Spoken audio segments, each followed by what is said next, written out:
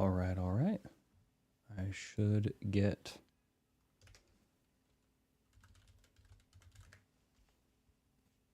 some kind of music going so it's not just a silence.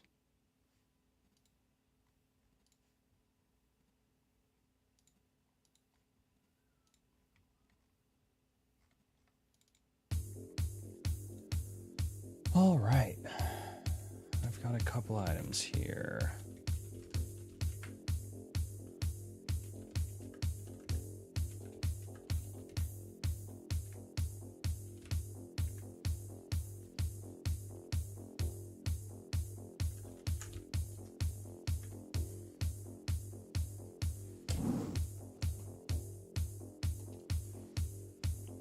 My apologies for that.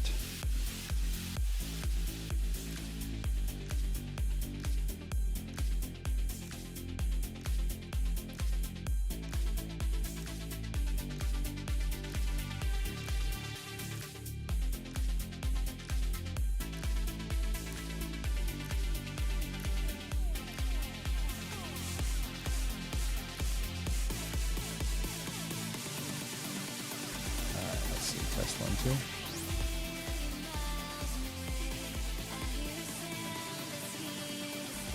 Let's see. Okay, sorry for the doubling. Surely. Hello, hello. Okay, cool.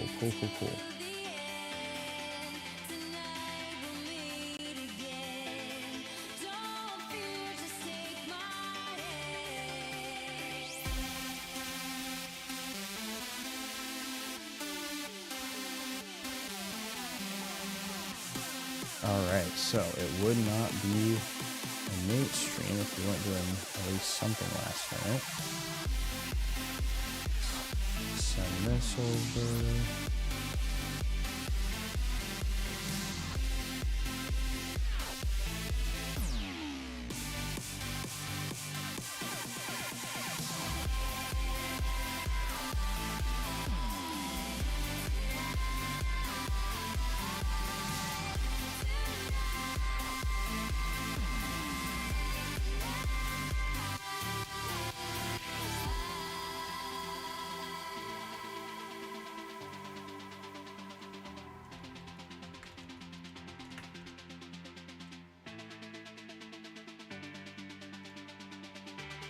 My voice is super low?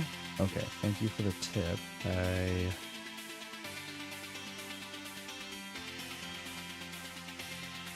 Alright, test 1, 2. I can turn this. Okay. I'll mute for a second.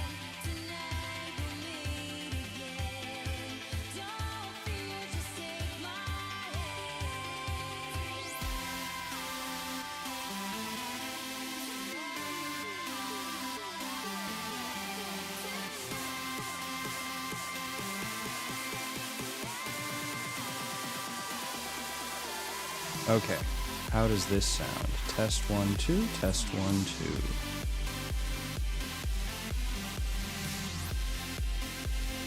2. Alright, I've got quite a few things going on here, but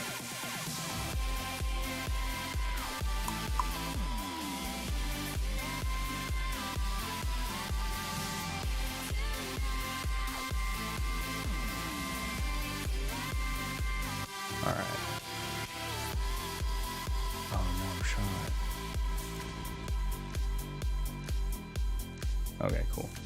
Well, this is the first thing I was working on. We got some awesome artwork. I was going to tweet this out, but didn't get around to it. Oh, gosh.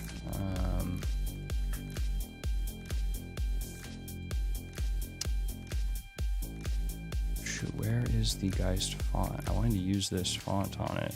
But where's just the font files?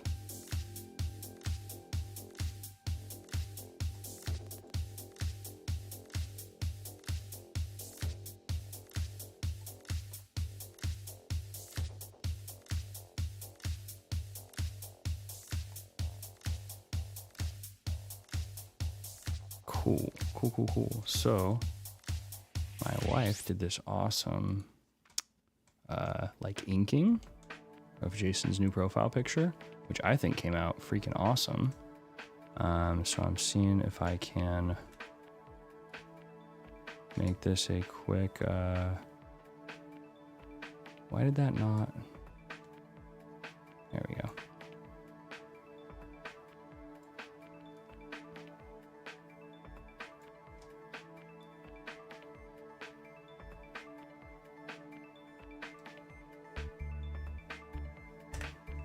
I think I like it kind of like this. And then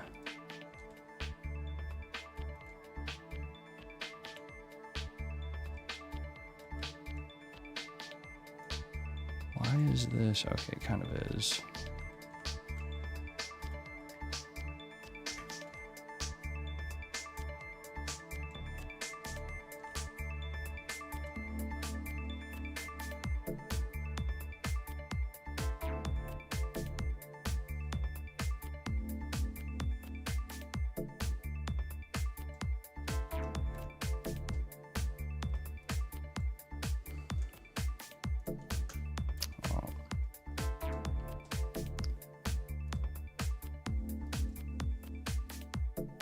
All right, let's do.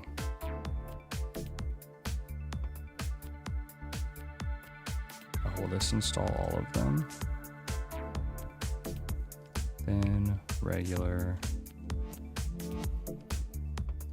light.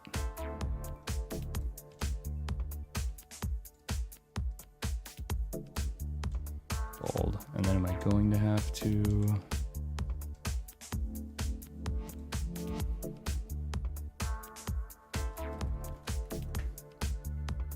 All right, so we've got the ping call open. So Jason may be joining soon.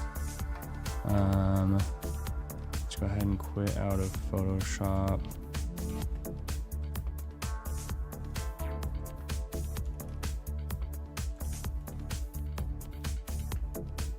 That works. Oh, goodness gracious. Oh, this is Photoshop beta now. Interesting. All right.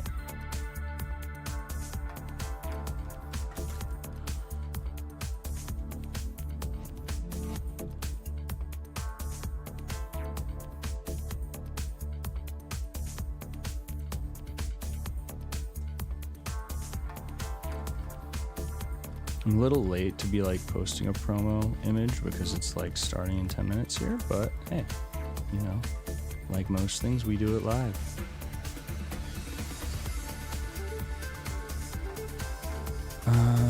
He is kind of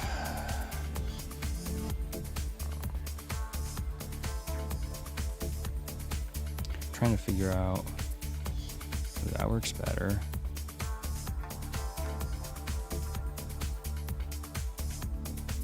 Because of course the other thing I could do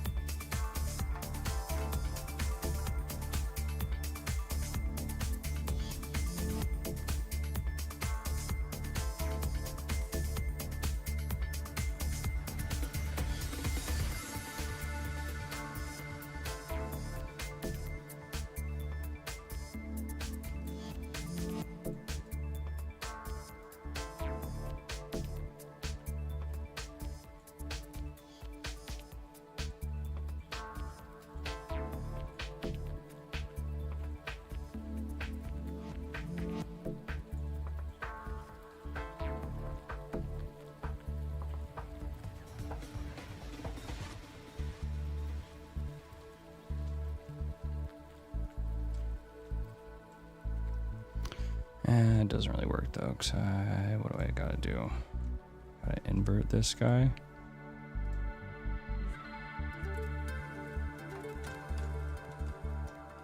I don't even know.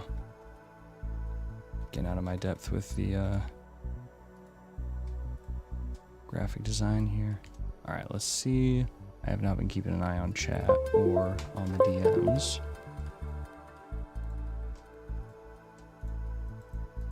All right, background sound is a little higher, voice super low. I think I got the audio better here. Let's look at our...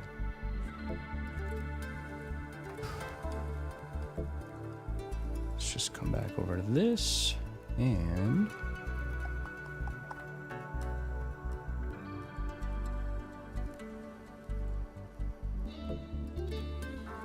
Hey, there we go.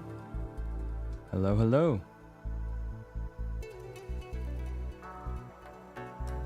All right.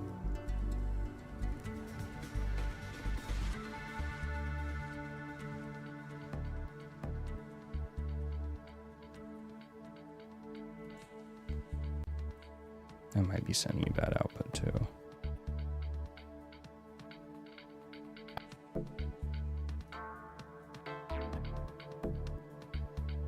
All right, it looks like you're muted here. This one, check, check. There we go. No, but I can't. Device settings. Audio default is this microphone. That's the right one.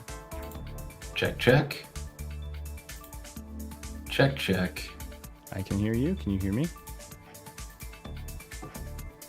Check. Let's see this one over here. I'm actually on 2 devices, and that makes me wonder if I'm in.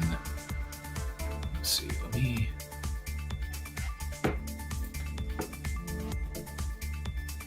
Am I logged in as Twitch here? No. It looked like you were logged in on Discord, based on the icon I'm seeing.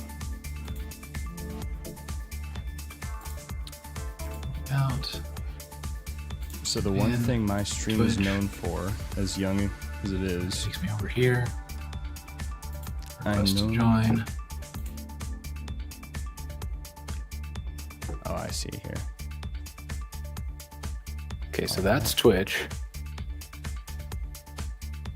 Oh, it's got me like joined to different devices. That's super annoying.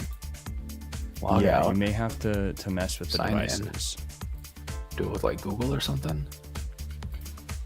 So you have your audio and video arrows at the bottom there. What device are you generally trying to get?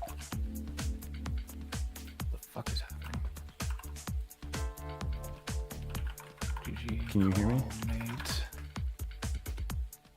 Test, test. Can you hear me?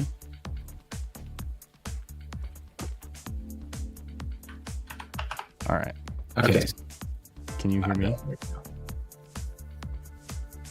So this one shouldn't.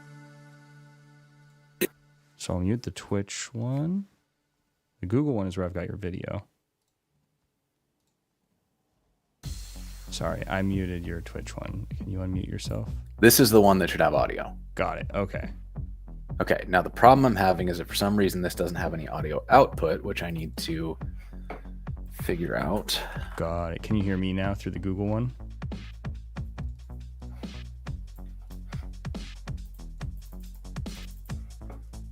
Is my whole shit gonna freeze up?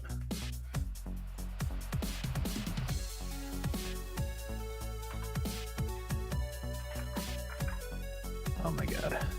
Hey, Jason, can you hear me right now?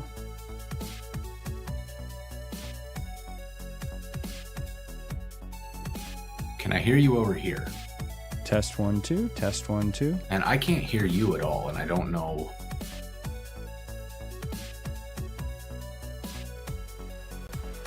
Can you hear me now? Now I can hear you. Okay. That may have been on my end then. Okay, but your mic sounds like you're underwater.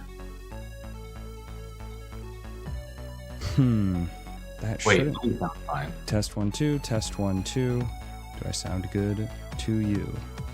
Yes. Okay. So here's what is happening right now. I have my Mac which is doing what I want it to do. I can hear you. Everything is fine. For me to play this game, I need to use my PC, which is over here. And so what I don't know, how were you planning on doing the screen share? So, okay, first things first, I just wanted to say hi now that you can hear me.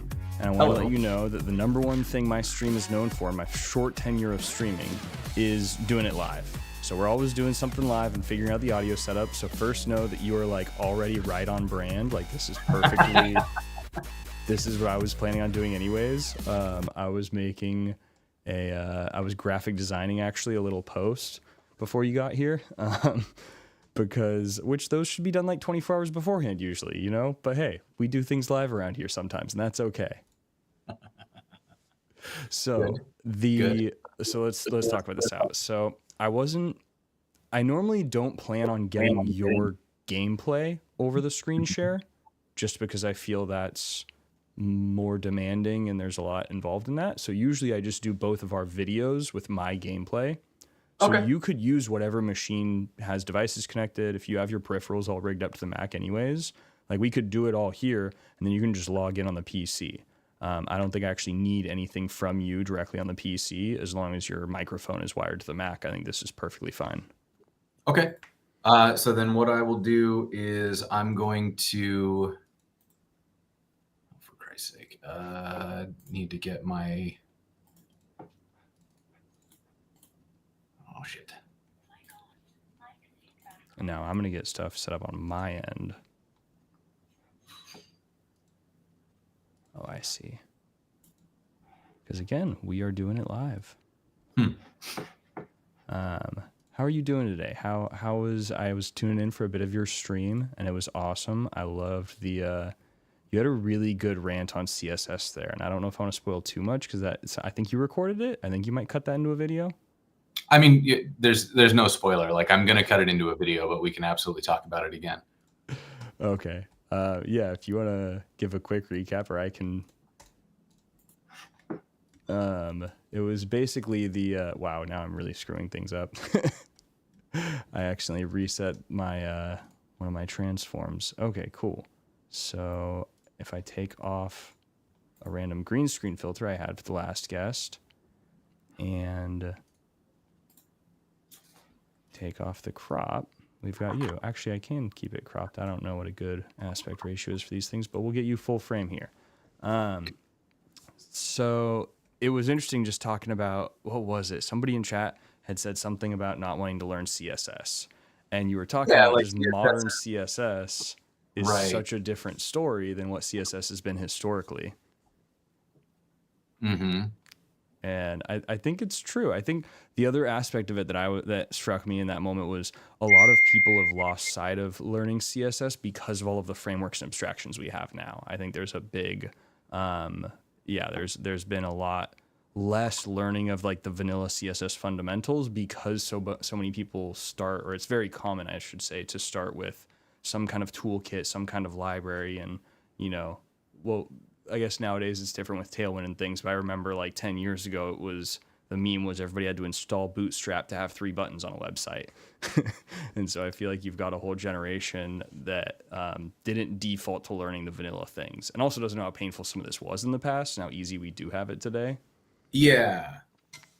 Yeah, I mean, I think like the thing that's tricky about CSS is that we've like built a lot of resistance to it in general as engineers, right? I think because it was so painful when we were, in the 2000s and even the 2010s, there was this sense of like, I don't know, CSS is just going to do what it's going to do, and you got to be like all in on CSS for this to make sense. And just like it was very much like CSS is the thing that I do because I don't have a choice. And I think people lean toward like, well, so we're going to reach for Glamour, we're going to reach for Sass, we're going to reach for Less, we'll reach for Bootstrap, whatever it is that like fixes all of the browser incompatibilities, fixes all these weird like prefixes and hacks and other things that we got to do, and instead leaves us in a position to like I just got to get something on the screen and I just don't want to find out that it doesn't work in Firefox or whatever the thing was, right? And I think especially with stuff like Internet Explorer and the kind of classic issue of like Internet Explorer doesn't support anything that you want to use in CSS, but like Internet Explorer has been out of commission for a long time now, and Edge is a Chromium based browser, so anything you can do in Google Chrome you can do in Edge.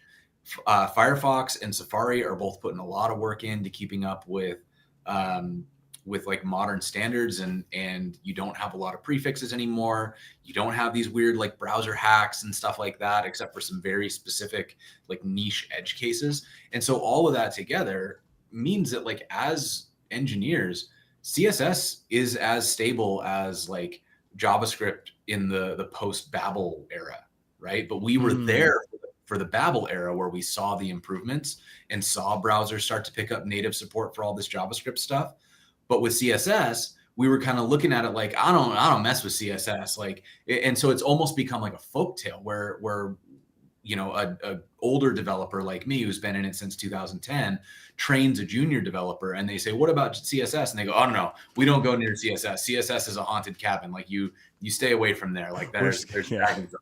We're scared of CSS around these parts. Yeah, right. And so we're not giving it the fair shake that it deserves, because it's improved at equal or even potentially in some cases like more rapid pace than the rest of the tooling in the environment. We've just kind of written it off, right? So it makes me sad when somebody thinks like you can't do modern layout without Tailwind or Radix or ShadCN UI or any of these things. Like, I'm very happy that those exist, and I don't think people need to learn CSS. But it's almost as much work to learn how to use Tailwind as it is to learn how to use modern CSS. And you've got the same number of like goofy workarounds. And, like, especially when you get to the point in Tailwind where you're using Tailwind classes to like force raw CSS into a class name. Why aren't we just writing CSS at that point? Like you've reached the edge of what Tailwind is going to do for you at that point. Like, let's just write some CSS together instead of learning how to like do an abstraction on top of the raw CSS that you wanted to write in the first place. And if we can do that in a way that doesn't feel like we're constantly struggling. And I think, we're seeing the same thing around JavaScript now, where like we thought for a long time, you needed Webpack, you needed Babel, right. You needed all this stuff. But with the advent of the more modern browsers and the stability of JavaScript these days, the web platform catching up, actually modernizing. Like I haven't thought ever since I switched to Vite, which, Vite, ES Build, like I know they're doing stuff under the hood, but I have not thought about them at all since I switched. Like I haven't thought about plugins. I haven't thought about AST transformations. Oh my gosh. Like none of that happens. And I feel the same thing happened with CSS. We just weren't paying attention. We missed it. Yeah. Yeah, and I think that for me, one of the things that makes it really evident, I mean, like you said, the experience is just so much better. So I think you and I started around similar times professionally. I was doing mostly front-end design, so slicing, PSD to HTML, CSS, right before div-based layouts took off. So my first job, I actually had to convince the CEO to stop using tables with spacer GIFs and to start using divs, and succeeded in that. But yeah, I used to joke around with people. It was like, I told my boss it would take me, depending on the website, I would usually say, it'll probably take me like 10 to 16 hours to build out this site the first time. He was like, oh, okay, like what's the breakdown there? And I would say, well, I'll spend about 4 hours getting the thing working in Firefox, and then I'll spend another 10 hours to figure out how to make it work in IE6. And that was just how it was. I would get it working perfectly in Firefox, in Safari, in Opera, and what was the other? Chrome wasn't around yet, so it wasn't even Chrome yet, but every major browser except Internet Explorer. I guess I would get it working in IE7. Like IE7 was marginally easier. But then it was like literally double the current production time just to tack on all of these exclamation marks to make IE6 work. I mean, I had it done into a science too. Like I knew my favorite PNG fix for IE6, and I had that like on the desktop ready to go. Right. But no, it's true. We have a lot more benefit today. And I like the analogy that you made with JavaScript though, in that, Babel history, because we all know that kind of feeling when JavaScript required a lot more. Well, at least those of us who lived through like the Webpack and Babel days, like, because I've been doing like, God, when I first started, they didn't even call JavaScript. They called it DHTML. You know what I mean? Like, and so I remember there is no normalization in JavaScript. I remember the miracle of jQuery, where somebody had done all the work to make all the browsers work together. And I was like, this is incredible.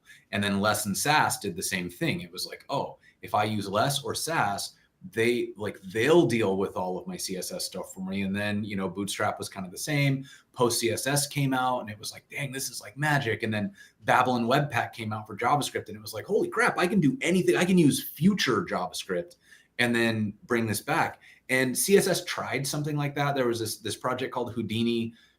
Only the like deep CSS nerds really played with Houdini. It never really caught on. So I think it still works because it's a browser standard, but it's not the thing they're focused on now. So instead, we've just seen the speed of like W3C conversations has gone from, it used to take 5 years for something to be approved to land in a browser. Now it's months. Yeah. Like there are things that were approved earlier this year that are shipping in Firefox 121 in like 3 weeks. And that to me is such a sign that like we've learned better, still not perfect, but we've learned better how to work together as an industry. And we've identified some big problem spaces that like they're not shifting. We need a way to do color blending in CSS. We need access to the full range of colors available in our modern monitors with like the P3 color space or Rec 2020 color space and so on. So each of these things is like we know, like we know that these things aren't going away. Like the color spaces aren't going to get smaller, right? We're not going to not need to make colors. Our design systems aren't going to get less complex. So these features can ship much faster with much higher confidence that like we will need this stuff forever. And I think Babel was sort of the same thing. Like Babel was this proving ground. We can take a proposal in stage 0 from the ECMAScript spec, and we can throw it out into the world and use Babel polyfills to see if it works. And then we determine what was catching on, what wasn't, what were the ergonomic issues, what was maintainable, what wasn't. And then we would see that kind of promote something through until it shipped in the browser. And we were able to validate these things really, really quickly. So I think like feature flagging has gotten better in browsers. The responsiveness of the bodies that govern these things has gotten way better. Right. And obviously there's like the good and bad of like Chromium ate the world.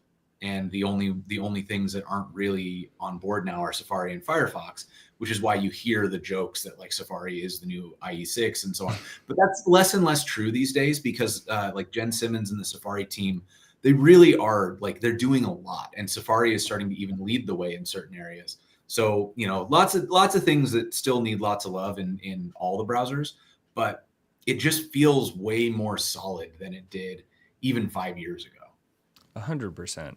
And I think you hit the nail on the head with a lot of the governing bodies accelerating the browser makers, consolidation, pros and cons, but ultimately it does make convergence a lot easier. It makes, agreement, getting a consensus, it makes those things a lot easier, which is critical with this kind of software development, with this kind of software platform. And I think even just the pace of browser development, it's encouraging to see, but I think that's something we have to shout out too, is just the browser makers themselves have gotten really fast at iterating and getting things into the web platform, into, experimental builds. Just the, one of the biggest things that Chrome really shook, or I guess Firefox shook it up initially, I guess, but just the versioning scheme, just how quickly they were releasing new versions and how easy they made it to get your hands on the nightlies, and, so much the mentality around how the browser makers ship software, I feel like has changed in the last decade as well. Yeah, exactly. It all feels like it feels like it's actively getting better all the time. And I think that's pretty special. Oh yeah, it's very special. Well, we kind of just jumped right into things here. But this is, in my mind, this is still kind of pre-roll, tech check real quick. The one thing I was going to do that I haven't done is actually tweet something about this. like I said, I had a little graphic I was working on, but hey, I ran out of time. Here we are. So I'm just going to throw out a tweet really quick. And then we'll kind of talk about the goal with sort of this series, this show, the fun I think we're going to have there. Oh, what I was going to say is I'll give you a second if you wanted to grab a drink or a quick bio before we get started. And I'm going to run a quick ad on Twitch, so you get rid of the pre-roll stuff. All right. So that's the thing I was almost forgetting. But yeah, the ad situation on Twitch is kind of a pain. I know you're probably familiar, but my goal is just keeping those pre-rolls off while we're talking, so that anybody cruising by doesn't get hit in the face with an ad. I didn't know that you could run an ad to get rid of the pre-roll. Yes. So if you run so this is a weird aspect of the Twitch meta that I learned like months ago, and I always felt silly even like knowing about it because I've only ever streamed to like 5 people. Like I'm not a big streamer. I don't do ads to get money. I shouldn't be thinking this much about it, but essentially if you run an ad, it'll give you a time based on how long the ad is of pre-roll being off. And so it'll show it in your dashboard, it'll say pre-roll off. And if you do like a 2.5 minute ad, it's like 45 minutes. So I truly had no idea that was how that worked. Really? Yeah. So if anybody's browsing and clicks on your stream, they're going to get an ad first thing when they click into your stream, unless you've ran an ad within that last amount of time, then they won't see any pre-rolls. So fascinating. I hate it because it really like incentivizes, from my perspective as a streamer, it's putting me in a combative position with my audience. But it's like forcing me to kind of like, it's incentivizing me to do ads in a certain way or to at least think about ads. And even as a small streamer, it's like, I don't want to run ads to the 2 people here, but also I don't want the 2 people that might stumble onto the stream to leave because they got an ad immediately. Right. So that'll give us a minute here though. And I will, I'm debating how much I want to, what is your timing like today? Because technically we're 15 minutes late as of right now. I mean, I'm like, I can go a little bit over. Okay. Not a ton over. So I'm going to make my post on Twitter and run this ad break. And was there anything else I was going to do? I'll do the graphic design later. I was debating how much I want to do some rapid graphic designing. I don't think I showed you. However, I was working on the stream a minute ago. But my wife did a digital painting based on your new profile picture. So she's got a kind of cel-shaded looking version of you that I think came out amazing. That's sick. No, I didn't see that. I definitely want to see that. I'm trying to think the easiest way for me to show you this. I think I can do it with OBS. So if I go back to the scene where I can show, yeah, here we go. I just got to swap my virtual cam scene over and then you should be able to see it. MacBook Pro. Yeah, you see that? That's really, really cool. So like I said, graphic design is my passion. Actually, yeah, okay, I'm going to run the ad. I'm actually really close on this, so I think I was just swapping the font. But I'm just going to take this as is and post it on Twitter with my go live tweet. So cool. 2.5 minutes of ads. If you're on Twitch, we'll see you in a couple minutes here, and then we'll have pre-roll off and officially kick off the interview while I speed run some graphic design. And if you want to take a break, feel free, or if you want to just hang out and chat meanwhile, either works. Yeah, I'm gonna go grab myself something to drink. I realized I didn't have anything. Yep. It's definitely want that. All right. Are we gonna do some music for the speedrun graphic design? Might as well, right? Dude, my setup is so beyond non-ideal. That's way too hard. But I'm switching my setup entirely soon, so you know what? I'm not gonna spend too much time worrying about it.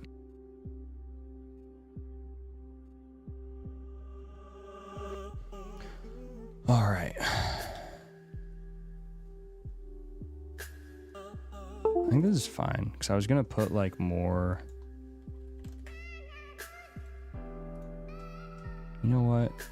Did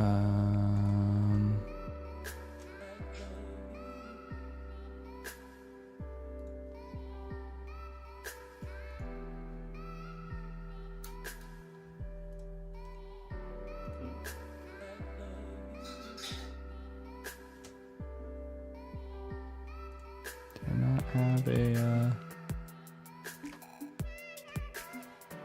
well, this is good enough. I was going to say, can I make this a little bit bigger?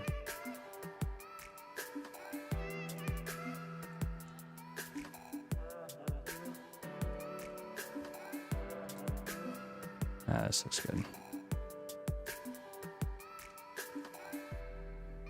And we will do our quick export as PNG.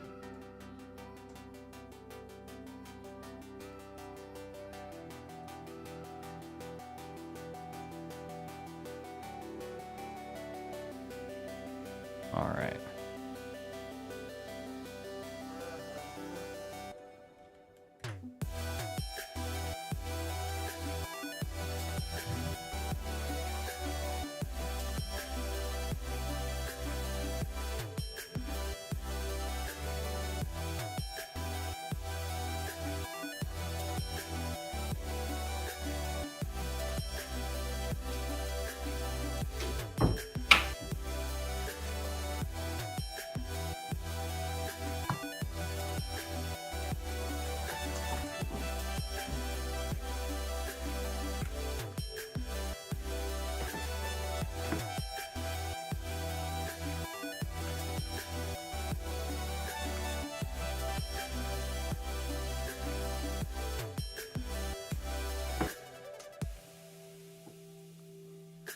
What's your Fortnite handle while I'm thinking about?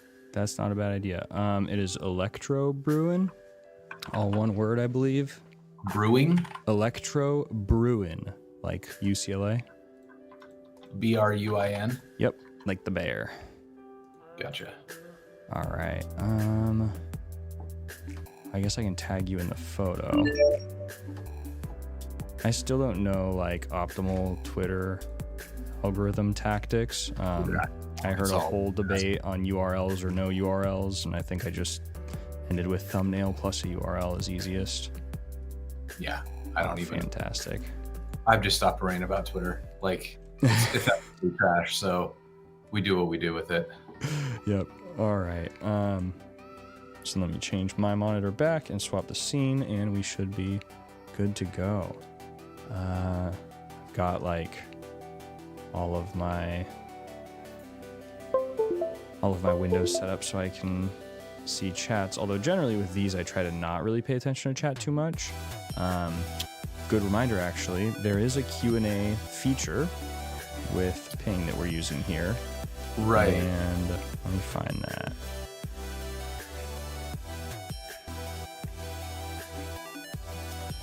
I think it was like ask. Yeah, Ping ask for Q&As. So that's cool, because then if you do have any questions in either of the chats over on YouTube or on Twitch, please feel free to use this URL. Okay, I did copy the wrong URL at one point. I sent everybody the embed URL. So, I'm gonna stop this music also. Cool. So I've got that in the YouTube chat and in the Twitch chat. We've got our pre-roll off for 47 minutes, so we're looking good. So, oh, you're still seeing my apologies on that. Or I don't know if you're watching me on stream or through the call, but here we go.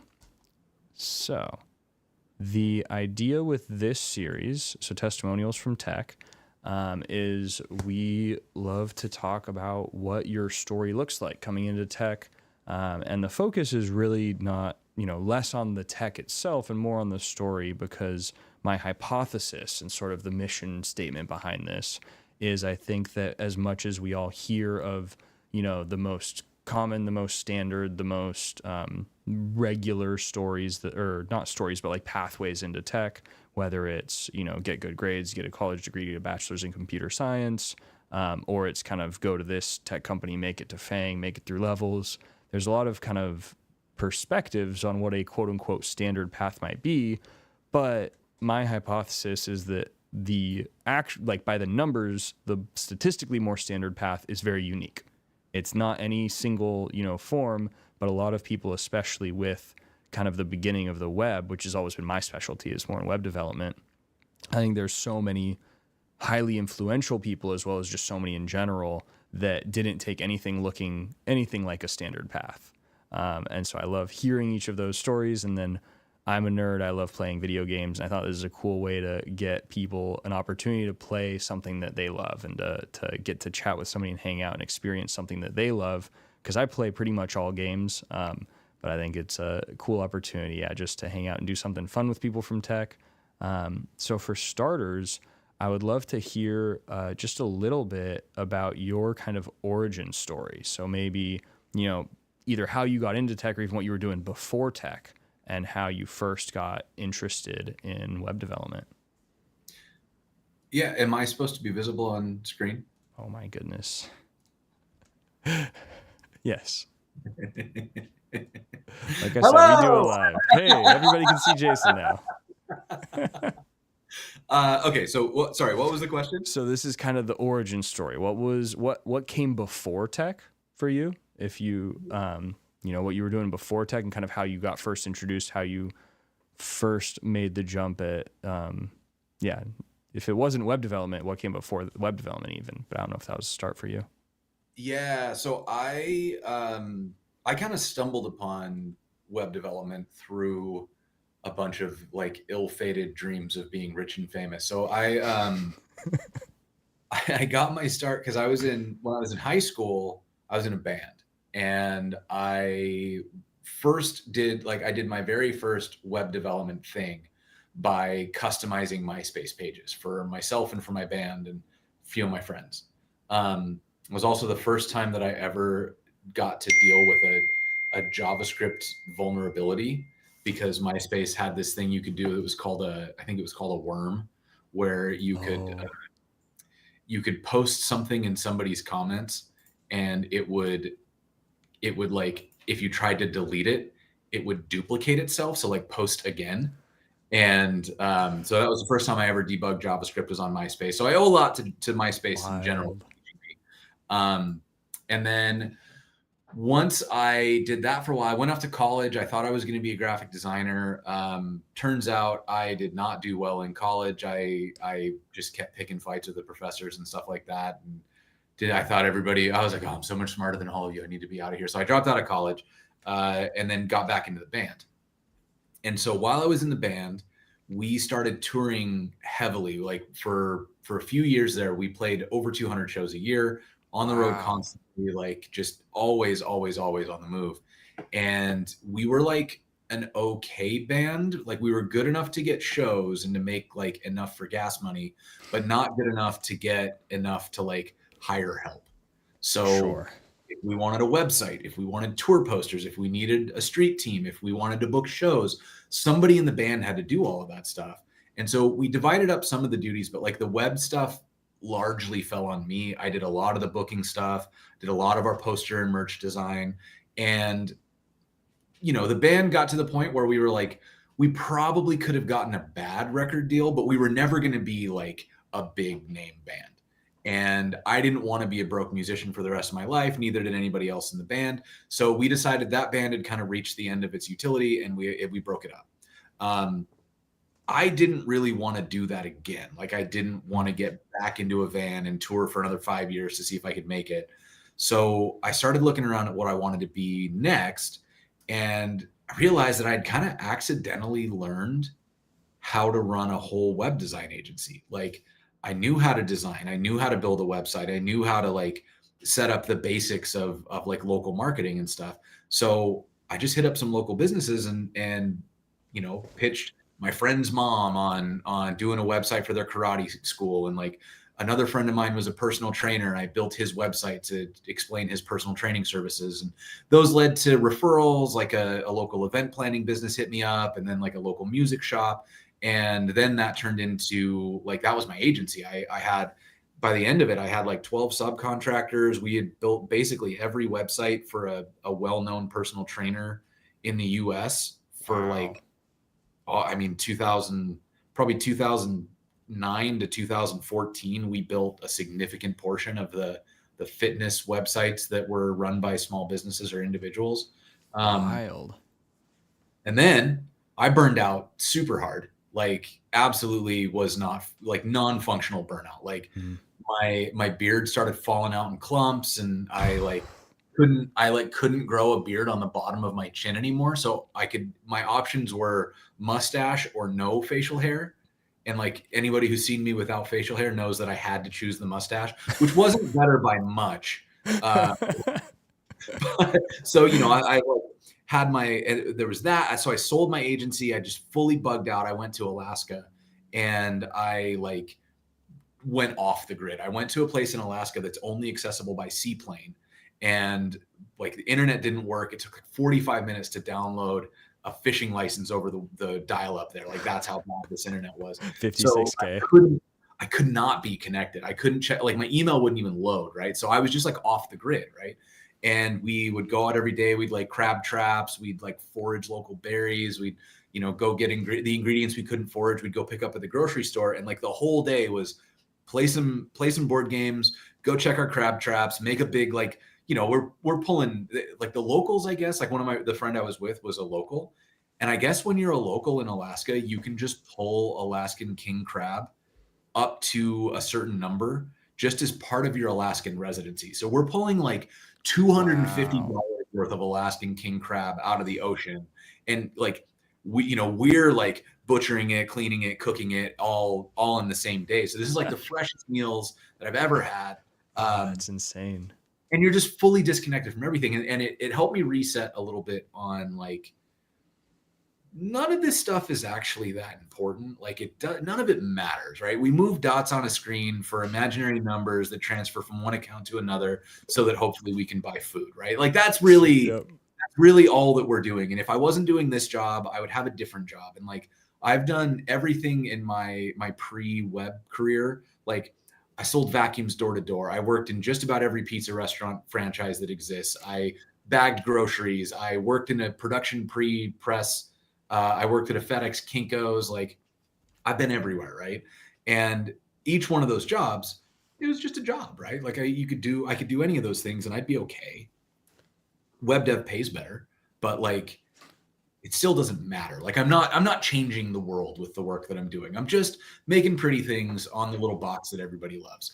And and I think when I gained that perspective and realized that like this isn't life or death. Like if my client's website goes down, it sucks, but there's no danger, right? It's an inconvenience, not a risk. And that it just let me come back to it with a much more like chilled out perspective.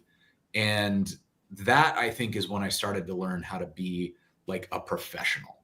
Because I think before I was like a panicky kid trying to make a living doing this thing. And I was like physically destroying myself to try to chase this dream.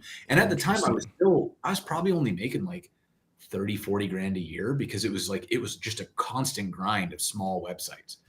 Yeah. So when I came back, I had a much less intense look at it. And that was when my career actually took off because I got one good client that the project was challenging but not super time consuming. So I was able to do all of the work well under 40 hours every week. And that gave me enough mental headspace that I could like focus on other things I wanted to learn. I could experiment with new tech that I wanted to try forever and didn't have time for. And then I went to IBM, and IBM's kind of the same way. Like there are goods and bads to working for a megacorp. And the good of working for a megacorp like IBM is that like if you're not on pager duty, you can leave your computer at the office at the end of the day. They do not care. They do not want you to work extra hours. They're all about work-life balance by design. Like you can't build an overworking culture when you have 400,000 employees. The lawsuits would be too expensive. So instead, they just have like you clock in at 9, you clock out at 5, and you're going to do great work while you're here, but you're not going to take it home with you. Like I never had my work at home when I worked at IBM. And that again gave me lots and lots of headspace to like think about what I wanted to be when I grew up and what did I really want to specialize in and all of that. But then the downsides of working at a megacorp is that it's very bureaucratic, it's very slow. You see opportunities and then you spend 6 months trying to convince somebody to try the opportunity that you see. And that isn't for me. Like I loved the work-life balance. I hated the pace. And Right. so I wanted to try to find a better solution. So I went from IBM to Gatsby. Gatsby was a little bit on the opposite end of the spectrum. It was such a what's the rating on this show? Are we swearing on this show? Yeah, you go for it. Don't worry about it. So Gatsby was like such a shit show that it wasn't like it started really hurting my mental health again. So I left Gatsby and I went to Netlify. And Netlify is kind of a happy medium, right? When I joined, they had 75 employees. They were big enough that they weren't just like full blown chaos, no rules, no parents, nobody knows what's going on. But they weren't so big that you couldn't get anything done. Right. And all through that time, I was making educational content. Like I was internal training at IBM. I made a lot of like a few YouTube videos and stuff like that. When I went to Gatsby, I got hired as an engineer, but then they didn't have anybody in like community and DevRel. So I sort of gravitated toward that role and accidentally became the person who built the DevRel organization at Gatsby. And then when I went to Netlify, it was intentionally for DevRel and developer experience. Yeah. And that was where I got to work with Sarah Drasner and Cassidy Williams and Phil Hawksworth, all these amazing people. So, you know, that was absolutely not the Cliff's Notes version of my career, but like that's sort of how I got to where I am. And I think a lot of those ups and downs are important to understand, like why I am the way that I am. Like when you see me talk, it's because I've ultimately decided that none of this stuff means anything. And it gives me permission to just laugh at it and have a good time because, you know, at the end of the day, if this all goes wrong, I'm just going to go do something else. And that's okay. Like I've learned that I'm perfectly capable of picking up a new career if I need to. So I can just enjoy this one. No, I love that. And I think that, yeah, the kind of brutal pragmatism, you know, to some maybe, but I think there's something to be said about finding that connection and that rootedness. And like you said, like it's a job and there's aspects that I absolutely love about it. It's interesting as you talk about this, a couple of things just to clarify. So you mentioned working a ton of random jobs before you got into tech as well. Now, I'm assuming with the music arc, was that when you were working with the band and that was your making ends meet while you were in the band? Okay. Yeah, we'd go on tour, we'd come home, I'd get a job for 2 weeks, which was enough to pay my cell phone bill and like, you know, buy a pallet of top ramen, and then we'd get back in the van and go on tour again. Yep. I've got a lot of... At one point, the shortest employment I ever had is I got a job at Wendy's once, and I showed up on the first day. I watched an hour of the video training and I was like, I can't do this. And I left. And I kind of just thought they wouldn't pay me. But at the end of the year, I got a W-2 for like $7.14. No way. They mail you a paycheck? Did they like have somebody in payroll process a $7 paycheck? I mean, that's the thing about working for these big companies is like they go by the book. You work for 58 minutes, you get paid for 58 minutes. They're not opening themselves up to a lawsuit. That is so funny. Yeah, so I like that you have sort of the spread too. I feel like I got a bit of that as well. My least experience is with the big tech side of things. So tech orgs over 1,000 employees. Although I did intern for Microsoft. And so that's my like FANG claim to fame that I got peer pressured into by my stream one day to adding that to my Twitter bio. So, you know, everybody has like X Stripe, X CTO, all these, you know, impressive sounding bylines in their Twitter bio. Well, the only thing mine says really of substance is X intern at Microsoft. And that was... I mean, experience is experience, man. Oh, and that certainly had a lot of experience in that job. I learned that I definitely didn't want to work... I won't say not work at Microsoft. Definitely didn't want to work in Windows because every portion of a big organization is so different. But where I was interning in Windows, I was like, yeah, I don't want to work here. This is definitely not what I want to do. So, I get it. Well, hey, I thank you so much. That was like a perfect, actually, quick recap. I feel you've spoken to a lot of people, so you kind of have that, you know, ready to go a bit, or at least a fresh at mind. Quick. I like the shortest. Well, no, I mean, frankly, that was what we started 15 minutes late. That took you maybe 10, 15 minutes. I thought that was pretty good. Nice and quick. I don't even think it was that long. So you mentioned your fastest job with Wendy's there. I'm curious, What would you say? I'll let you take either one of these extremes, best or worst job experience prior to tech. So outside of tech. Worst was I sold vacuums door to door. Ooh. And that was, I mean, that was the worst for several reasons. I mean, the biggest one is that is I didn't realize it when I signed up, but it's a very predatory model. So when you learn to sell vacuums, what I thought was going to happen was that you sort of learned like persuasive sales techniques, and you're going to, go show somebody how it works and all that. And like all of that is true, but they're pushy about it, and they target not like so I worked for Kirby, right? And these are like $1,600 vacuums. These are not cheap. Man. And they would take us into low income neighborhoods. And I was like, why are we trying to sell a $1,600 vacuum to somebody who's broke? Like that doesn't make sense. And I asked that point blank, and the shift leader was kind of like, well, they're the ones who buy. And so it was basically like you target the people who will make the decision to purchase, regardless of whether it's the right thing for them to do. And then like so tough. There's some other really rough so this is trigger warning if people get grossed out by like human bodies, but by existing, we are constantly shedding like cells, right? And because of that, there is a whole ecosystem on our bodies of like tiny mites and other little creatures that eat the dead skin off of our bodies and stuff like that. And this is a good thing. That's why none of us are walking around looking like Pigpen on Peanuts with like a shower of skin cells coming off of us. That would be super gross. Now, it is super gross to think about the fact that we're also covered with microscopic bugs at all times, which is true. And if you know this, it's just a gross thing that we live with because it's part of being an organic creature.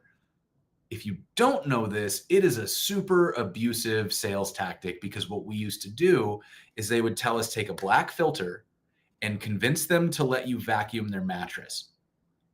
And then you would vacuum the mattress and you would see this like ring on the filter of what looked like dead skin cells, which is already kind of gross in and of itself, because that is what it is. But then as we were talking 5 minutes later, you go back and you would see the ring has expanded. The little creatures are running away. And if that doesn't get somebody to whip out so gross. It's disgusting. But here's the thing. It doesn't matter how expensive your vacuum is. That's what's in your bed all the time. Right. There is no fixing that. Right. So me showing you how gross human bodies are and then tricking you into thinking a $1,600 vacuum is going to fix it is a very abusive way to go about this. So it was just very like soul crushing, like you are doing something that isn't cool. I lasted in that job for like a week and a half. It was just like, you never feel good. And then like when you're selling it to this person, you see them like trying to spread it across multiple credit cards. And I was like, I think when I quit, I like told the person who was buying, I was like, you shouldn't buy this vacuum. And I like left and I put in my notice, and I was like, I can't do this. Like, this is not okay. But anyways, the other thing that taught me though, so like, let's be an optimist here and look at the glass half full. Selling vacuums door to door is also the best resilience training I've ever done, because you will not believe how mean people are to door salespeople. And so I had to separate my worth as a human being from the thing I did for work, because people would tell me regularly what they thought of the thing I did for work in super colorful language. And if I internalized that, like that could have crushed me, And so now there's this test, like there's a million different ways to do personality assessments and skill assessments and stuff like that. There's one that is very it's career oriented. It's called the caliper. And what caliper does is it's trying to assess along a bunch of different axes, like where your strengths and growth opportunities are as a member of a team. And what I like about it is that they will actually do it as like, I'm hiring this person for this role. Can you check that their like working archetype lines up with the role we're hiring them for? Yep. Which is, I think is good. Right. But so I anyways, I did took this one. for one of my employers. I had to Google it, but yeah, I've done it for one of my employers. Yeah. It's personalized to the individual, which I always thought was really cool. Yeah, and so I thought this was really good, and so I took the caliper for a job that I was applying for, and one of the things that came back is like they check how resilient you are on a like a percentile basis. Like if you get negative feedback, if you get criticism, etc., how likely are you to get defensive or get your feelings hurt or like shut down and not offer any ideas anymore? So my ego resilience is at the 99th percentile. I am like, as far as the measurement of like how separate I am from my work, my ego resistance is 99th percentile. Like, Interesting. and I think a huge amount of that has to do with the fact that I was a touring musician. I stood on stage and wore my eyeliner and tight pants and danced like a doofus for years. And people would judge me and tell me what they thought and whether or not they thought I was a good singer, whether or not they thought I was attractive. I Right. would just see that online all the time. I sold vacuums. I worked fast food. I worked customer service. I was in the call center at Dish Network. Like, you want to get treated like subhuman trash. Holy shit. Have somebody call you when their TV is broken. I've never had people Oh no. me in my entire life. That's like one of the only times that I actually had somebody be so mean to me that I like got shook and had to go home. Um, it was wild, man. But like people, they're just so mean in customer service. I actually think that customer service is one of those things that like if I could make any two things mandatory for everybody who lives in the world, it would be do 6 or more months of customer service and spend a year in a country where you're not the dominant person. Oh yeah. Like be the other in another country for a little bit. Be the Just minority. because the empathy that builds, man. Like I swear to God, I went to I spent some time in like Asia. I spent some time in Eastern Europe. I spent some time like in Central and South America, and like each time. I'm the foreigner. I'm the one who doesn't speak the language. I don't know how things work. I don't belong here. I'm trying to form sentences in a language that I don't speak very well, and you just gain so much empathy for like you're working your job and somebody comes in who doesn't speak great English. I no longer get that sense of like, man, speak English. I now remember what it was like being the guy who didn't speak 4 words of Thai trying to get to a hospital because my partner was sick, right? And I'm trying to navigate the situation, but I literally do not know these words and I have to do this thing. So I'm playing charades with somebody. I'm like trying to like write notes. I'm using Google Translate. I feel like a complete asshole. But now when I see somebody in that same situation, dude, I'm pulling up Google Translate. I'm like, what do you need? How can I help? Right? And I think that those are, I don't know. I think like I think that the best thing that I ever did was have zero plan and just bounce from thing to thing to thing. Like every job that I did taught me something. Every bit of chaos that I introduced to my life taught me how to be a little bit more resilient. And I think that's one of the reasons why, like when I'm on a team, that's why I'm in the 99th percentile for ego resilience is like, I've done a lot of stuff wrong and I've had a lot of stuff told to my face that I did wrong. And I had to learn that that's not me. That's not like permanent value. Those are things that happened that I can either learn from or crumble from. And that's, there's your option. You like, you can either stop or you can grow. And I was like, okay, I'm going to grow. Yeah, it's something that I've heard a lot too, is that like both of the things you touched on. So one, direct sales is a unique experience, and I've done so I had some experience in my career with it through fundraising. I had a position where I fundraised about, gosh, what was it by the end of it? I think it was about 12K monthly sustainable to fund that position. And yeah, doing fundraising, which was very much like direct marketing, making direct connections, usually a bit kinder with a nonprofit. There's little, people are more receiving of introductions and stuff, but at the same time, definitely had that, you deal with, I think in one aspect you deal with the fear of rejection, but also if you're doing it in like sales or in customer service, there's like a guarantee of rejection. It's not even rejection. It's like you said, it's vitriol. It is like the most you're going to deal with people at their worst. And I think that is something that, yeah, it can in many ways break you, but also really make you, like you're touching on. Like it really builds that resilience. It lets you understand, hey, I'm not attached to my work. I'm not, I'm more than the value of my output in a professional setting. And I think it is so valuable. I'm one of the worst in this regard because my first job was in web design when I was 15 Mm, years old.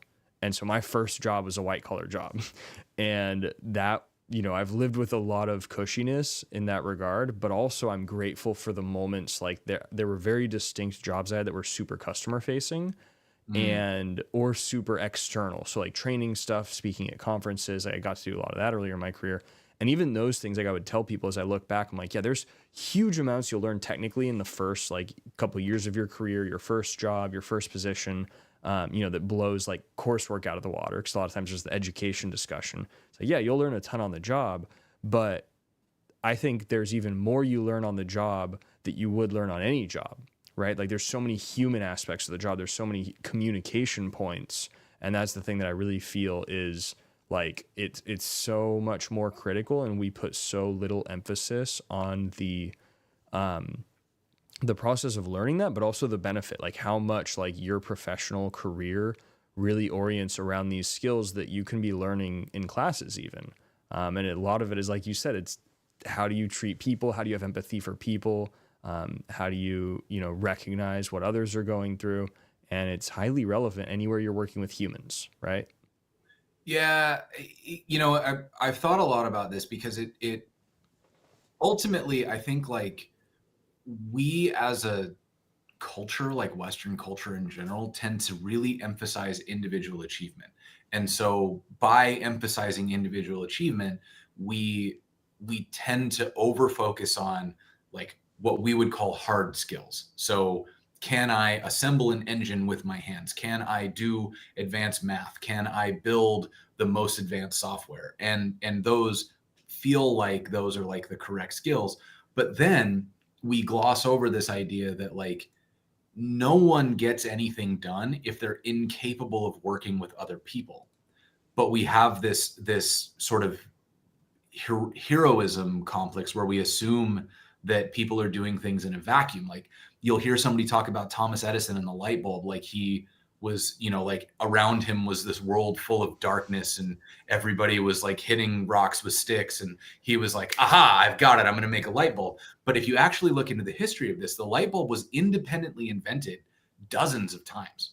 Hmm. Edison wasn't the first person to invent a light bulb. He was the one who made the one that was mass producible, and he had the connections and network to make his into the default Oh, light bulb, interesting. right? So this is like Charles Darwin didn't discover evolution. It wasn't like no one had thought of this and he just like had this eureka moment of, oh, I know how things work. This was his collected observations and other scientists building on it until he had the emergent theory of evolution that was the culmination of a life's work in collaboration. Got And it. this is Yeah. true of just about everything. Like almost nothing is invented in a vacuum. Almost everything is one more brick laid on the wall built by everybody around us. Like the things that happen are emergent from culture, right? And if Steve Jobs hadn't invented the iPhone, give it a few more years, another company would have invented the iPhone. Like we were there as a culture, and we're there right now with stuff like VR, and we're there with stuff like electric cars. Like no matter what we do, those things are happening, and they're not happening with individual inventors. They're happening with lots of teams of lots of researchers and inventors and people all collaborating, whether they mean to or not. Like when Tesla publishes a thing, the people at GM are looking at it and going, oh, okay, I see how they did that. I don't think Hmm. this is very efficient. Let's try it like this. And then they do a thing. And then Tesla copies that. And then GM copies that. We're all building on each other's work, right? And that's true in web dev. Like I haven't seen anything that is like actually novel in web dev. It's all an evolution of what we've done before and like a Right. lesson learned and like one step beyond where we were yesterday, right? And if we look at it that way, if we look at that collaboration as being a critical skill, if we look at communal growth as being how the best ideas happen, instead of imagining that like individuals with super big brains are the ones who make all of the progress, then you start emphasizing these ideas of like, how well can I communicate what's in my head to somebody else? How effectively can I work with a group so that they want to share information with me? Right? How well can I do at making people feel like they're part of this journey instead of people that I stepped on the way to getting where I wanted to go? Ooh, yeah. And if you can get this stuff down, like that doesn't diminish your hard skills. It absolutely exponentially multiplies them, Oh right? yeah. And I think that's the part that's really hard for me now. Like I was the and I get so passionate about this because I was so fucking wrong about it. Like I spent so much of my 20s believing that if I just like thought harder, I would be this lone genius who invented the thing that changed the world. And after realizing just how wrong that was, it shifted me, and now all I can see is somebody trying to take credit for other people's work when they try to represent themselves as like a lone genius. And I've also realized how much my career improved when I started thinking of it as the rising tide lifts all ships. Right. Like, I don't believe in zero sum games anymore. Like, even in markets that feel like winner take all, I don't believe that that's how it works. Right. Like, we're seeing how actively shitty something gets when we let it become winner takes all. We have to be collaborative. It has to be like, it can't be controlled. It has to be emergent, or else it gets stifled and falls apart. And anytime there's too much, projection of control or attempts at control, I feel like it starts to break down. It starts to get brittle. I think I've been a huge fan of this for years, just on the OSS versus proprietary debate. Like, I've been a huge fan for years. I've been programmed in many languages, but they've always been open source. And that's been a big thing for me, is just, I love, that the innovation that's come out of that. And I feel like early on, it was like late 90s, early 2000s, it was, open source was underestimated a lot. Like, open source was like the funny toy in the background. Like, if you talk to enterprise software developers, open source was like, well, yeah, but nobody's really, to speak in like Dax's words today, it's like, yeah, but nobody has users doing that, right? Like, nobody does real software that way. And then seeing it rise so much to where like Linux servers are just generally accepted as being better than Microsoft servers nowadays for a lot of the work you're going to want to do. And seeing that, the communal effort. I love that you touched on zero sum games too. I remember talking with somebody about video games, and he was saying he was very into player versus player games. And he said, for me, all video games need to be zero sum games. Like, I need to be stealing somebody else's fun. And I was like, dude, I am the polar opposite. Because for him, it was like, oh, he only plays shooters, right? He only played PvP shooters pretty much. I'm like, dude, I loved playing like World of Warcraft PvE, and just like having everybody win. Like, we run a dungeon, we all win, we all get loot, So I think it's such a funny way to look at it. But in particular with the professional world and with hard skills versus soft skills, one of the things that I'm passionate about, that I touch on a lot, is sort of not just there's learning, which is kind of our velocity in acquiring new attention, or acquiring new information, new knowledge. But then there's, what I call meta learning, which is the acceleration of how quickly you learn. So learning how to learn better the next time. And I argue a lot of development is in that category. Like, a lot of development, a lot of what you learn in the first 5 years of your career is all these little odd, weird tricks around how your brain works and learns. And it's going to look different for everybody. Like, there's a lot of stuff you can probably point to and be like, scheduling, time blocking, time management, organization. Like, there's a lot of general things you're going to figure out, even down to the point of, code versioning and having granular commits and how you think about pull request, like all these little bits of niche knowledge. Right. But just how much that really accumulates and how little we directly attribute threads of the learning journey to those things. I mean, I think what you just said about learning how to learn, the thing that I find interesting about it is that, in my experience, it tends to be, it's bigger than your industry, right? So one of the ways that I've heard this talked about is my old manager at IBM, Robin Cannon. I remember talking about this idea of like, I don't want to be this deep specialist who only knows about how to configure like the deepest layers of this certain type of server. Like, I want to be somebody who can work in a lot of different places. And this thing of like T-shaped developers was the big focus, where you want to be, you've got a broad level experience, but you got this one area of depth. And I was like, that doesn't sit right with me either. And he said, all right, here's a way to think about it instead. Think about it like paint drip developer, because that's what you really want to be. You're broad and you've got varying levels of depth in lots of different places. right? And so for me, like I might be really deep in CSS because I've been writing it for 20 years now. I might be really deep in JavaScript because it was my whole job for years. But I'm experienced with PHP, like, or at least older versions of PHP, because I wrote it for a long time before I lost touch with it. And like, I can get into a database. Like I sort of understand how to configure something like Nginx. I can do data modeling. And if you want me to get into real time or like network layer stuff, I can like muddle through it. And outside of tech, I can do sales. I can do marketing. I can do like brand and graphic design. I can get out there and like write a blog post, right? I can do organizational design. I can do management. I can do all these things. Now, am I the best at these? By no means, right? But I can do 60% of just about any job in a startup because of all the different ways that I've thrown myself into different situations and done different things. And, you know, like I'm pretty good as a manager.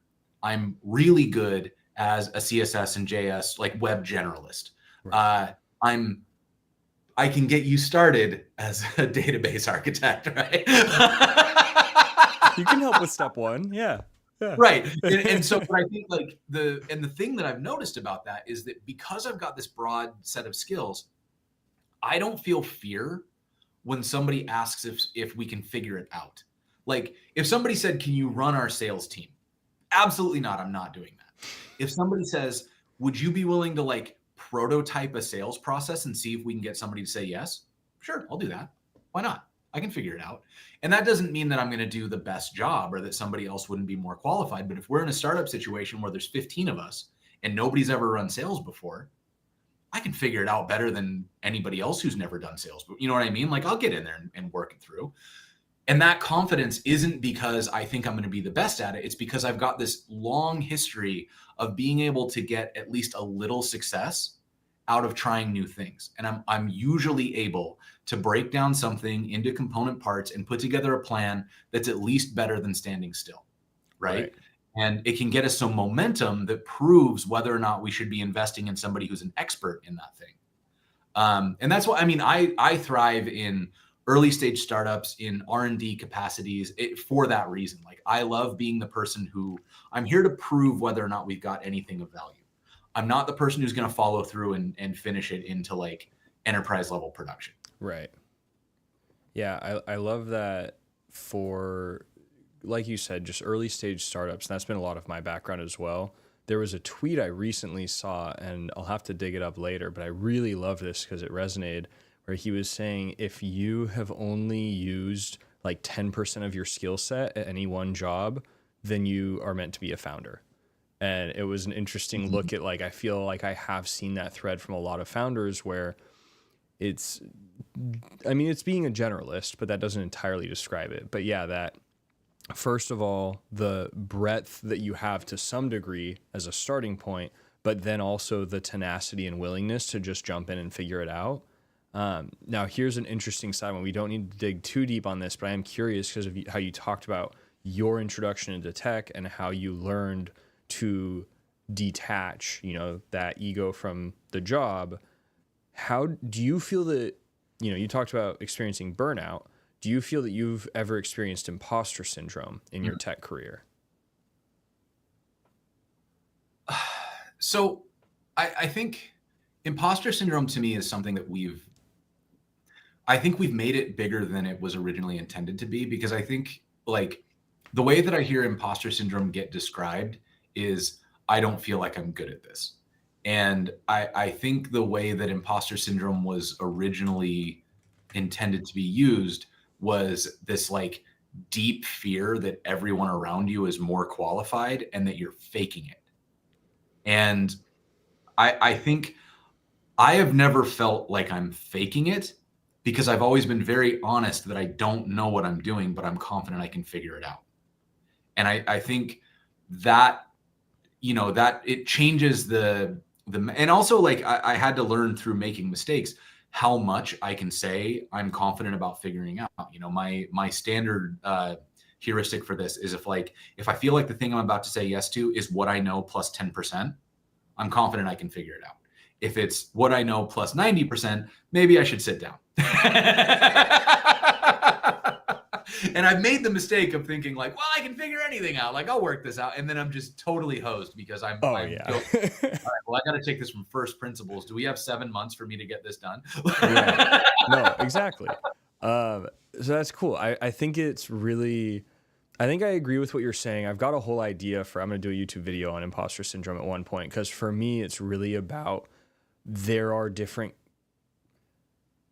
for me, it's about the question of what is the imposter? Because in my mind, there's different imposters that you create, and there's different imposters that might be there, and there's different people creating the imposter.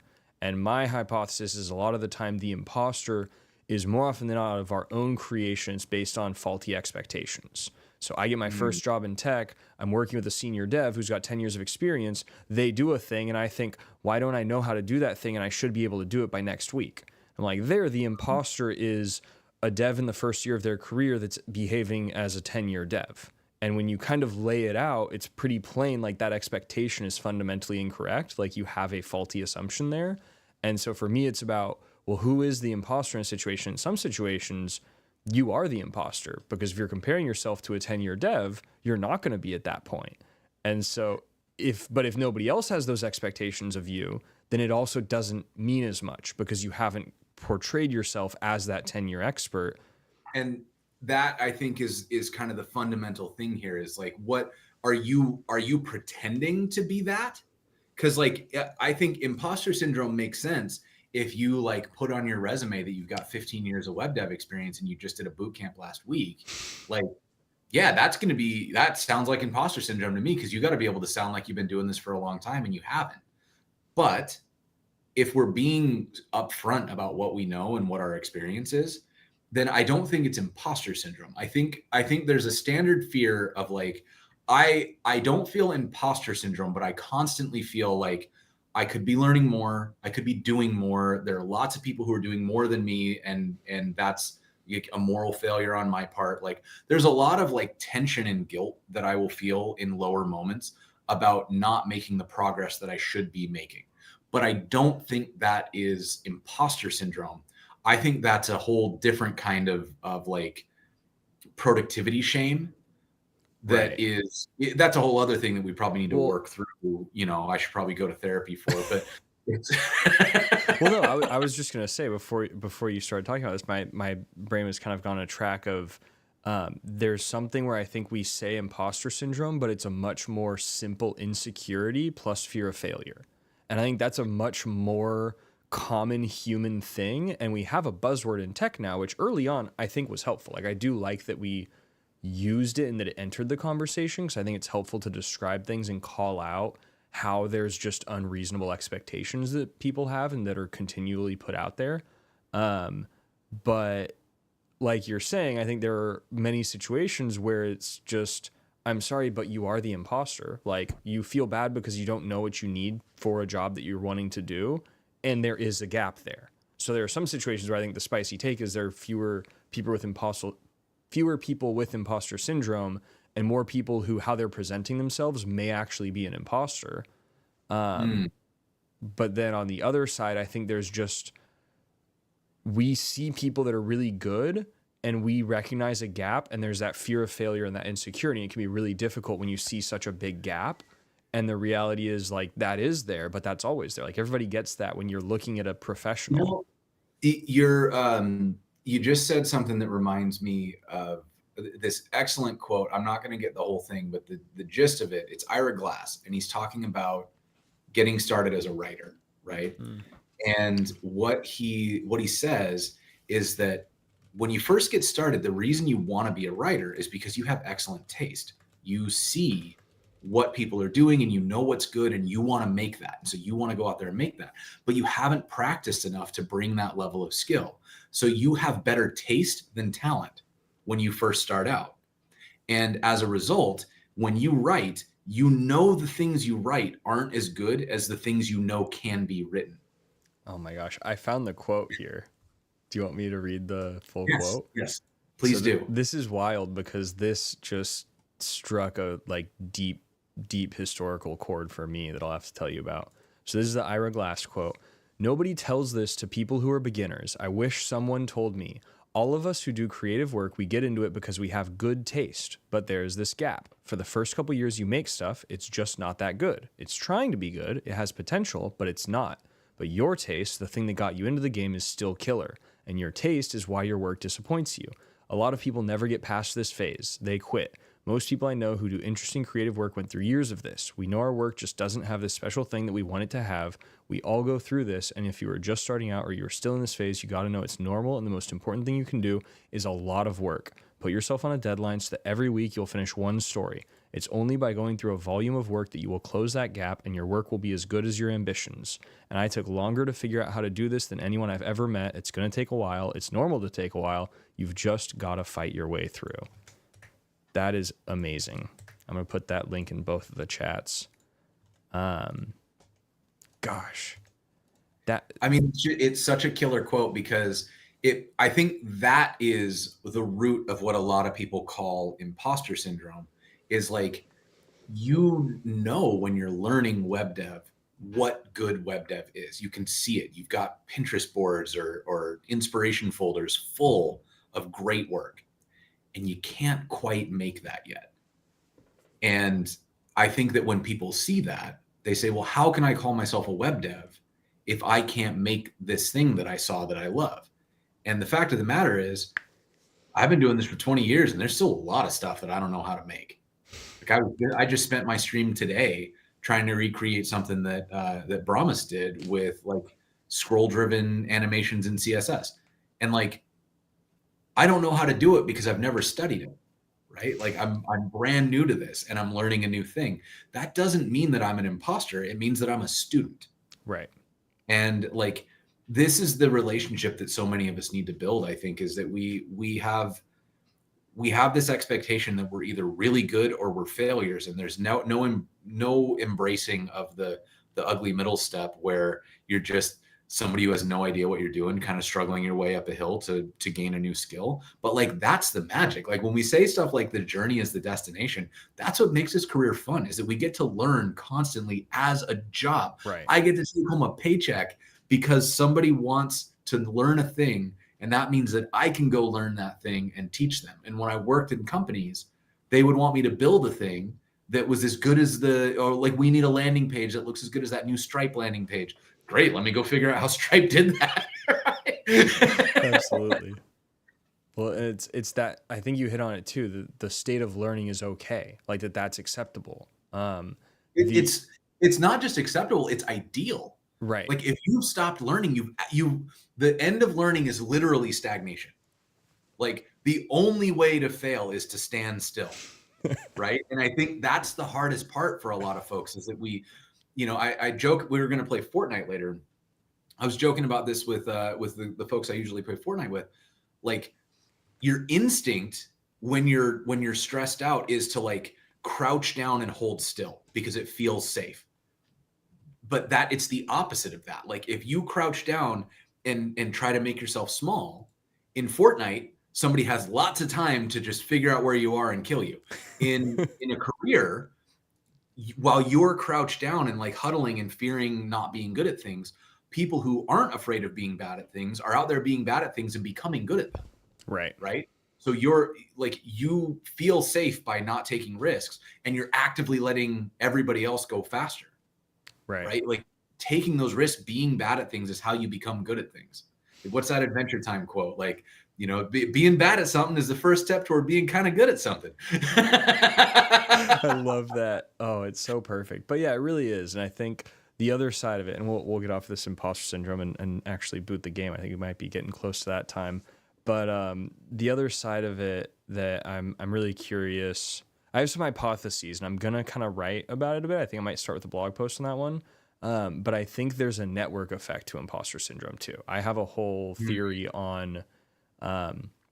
So first of all, the thing that blew my mind that was a recent revelation this year was I Googled imposter syndrome at one point, because there's been several conversations already this year. I mean, it's already big in tech, but this year there's been several times where it's kind of made the rounds in either videos or in Twitter discourse.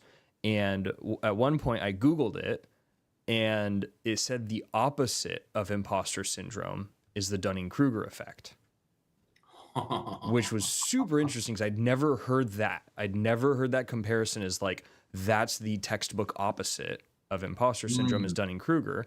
And I don't think it's quite correct. Like there's a little bit of nuance because Dunning-Kruger effect kind of includes that whole curve. And I've talked to some people who say, well, when you hit the trough of disillusionment, that's where imposter syndrome kicks in. So Dunning-Kruger effect like kind of incorporates it if you follow that whole curve. But I think it's Dunning-Kruger is overconfidence. Imposter syndrome is underconfidence. If you spin it as extremes, like if imposter syndrome is believing that everybody around you is smarter than you and you've somehow fooled them all into believing that you're competent and will be found out at any minute. Dunning-Kruger is fooling yourself into thinking that you're deeply competent and everybody else is behind you is an idiot. Right. So it does feel like there is a good on the spectrum of like, where do you land? Like, it's probably better to be closer to imposter syndrome than Dunning-Kruger. You know, like you never want to feel like you're the smartest person in the room. Because one, if you actually are the smartest person in the room, again, you're stagnating because you don't have anybody to push you. And two, you're almost certainly not the smartest person in the room, which means that you're devaluing the people around you who have lots to offer. Yeah, 100%. Well, that's so cool. Okay, so we're at 15 minutes past the hour now. So we've been going an hour, even if we account for that late start. Thank you so much for the time, for chatting. I was going to say I'm going to boot up the game. And I'm going to move scenes around a bit. So the question here is going to be audio, which we might... All right, is this booting up Fortnite for me? I'll try launching it first, then join your party. Okay. I might try closing the ping call because I think you should come through visually on my OBS because of the embed. You won't hear my voice unless we use the in-game chat. So do you want to just... Will the in-game chat broadcast? Are you capturing that audio? Yes, that should broadcast because I have my desktop audio. I guess it depends on where your mic's plugged in. Do you want, like, are you going to use a headset? Well, my mic's plugged into this. So this is the laptop, but I have this headset, which is my official gamer headset. I was going to say, if you want to use the gamer headset and swap over there, then party chat might work. And then I can close out of the ping call. You have to stay in it because I'll have your video coming through that. But I'll mute the audio sources so that it's just getting audio from the in-game voice chat for you. Okay. So I never use the Fortnite in-game chat, so I'm trying to turn it on and we're going to find out how this works. But okay. Yeah. Let me join your party and we can do that before I leave the call. Normally it's just take off push to talk and select the right device. Yes. And I think that's where we are. So worst case scenario, I think I might have there we go. You're in my party now somehow. Neat. Okay. So. Oh, and here's a question too. Okay. So you should be able to hear me now. I can hear you through there, and then let me turn off. I'm getting a little bit of echo of myself. That's probably because you're coming through this one as well. So once you're actually talking into Fortnite, I should hear you in my headphones, not through this mic. Yeah, and hopefully that doesn't kick you out of the room. Okay, so now you should... Well, no, you won't hear me. Okay. How we doing here? All right, I need to turn on open mic. Hey, there you are. Hear me. Yeah, I hear you. And then... Okay, I'm still getting some echo. Let me turn off. Leave the site. Mute this. Okay, so there should be no audio coming through me except this exact mic. So, but I did lose your video. So I can still hear myself. Okay, let me. I don't know how you can hear yourself. So it has to do with your Fortnite devices. I'm almost certain your Fortnite microphone might have the wrong thing selected. Okay, so looking at your default output, voice chat, friends and teammates. What is the default? Check. How about that one? Test 1 2. I still hear myself.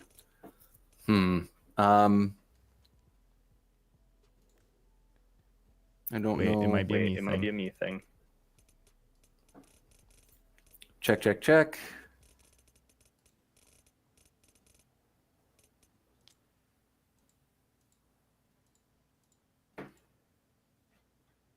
Okay, my video should be back in now if you want it, by the way. Okay. Okay. It's not. It's not. I'm waiting for host. Oh. So I think you have to let me back into the ping room. Yeah. Yeah.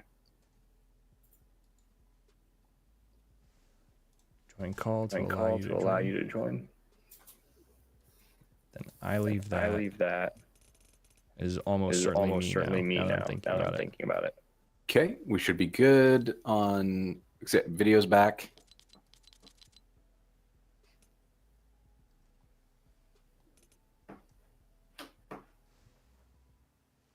Okay, can you hear me? Can you hear me in party chat? Party chat. I can, yeah. Are you getting blowback? Still getting blowback. Still getting blowback. Test 1 2. Test 1 2. Okay, so it's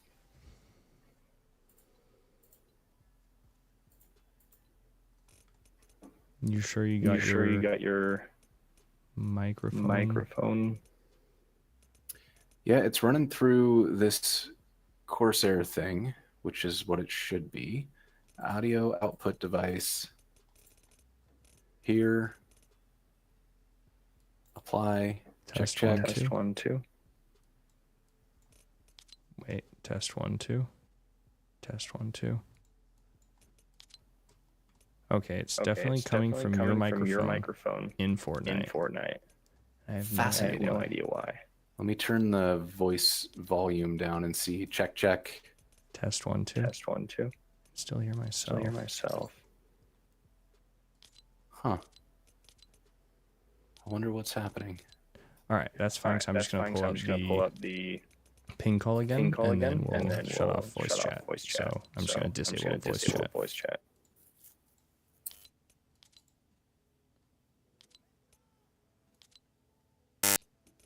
Boom. Okay. Voice chat's gone. We have a solution for this already. No need reinventing the wheel.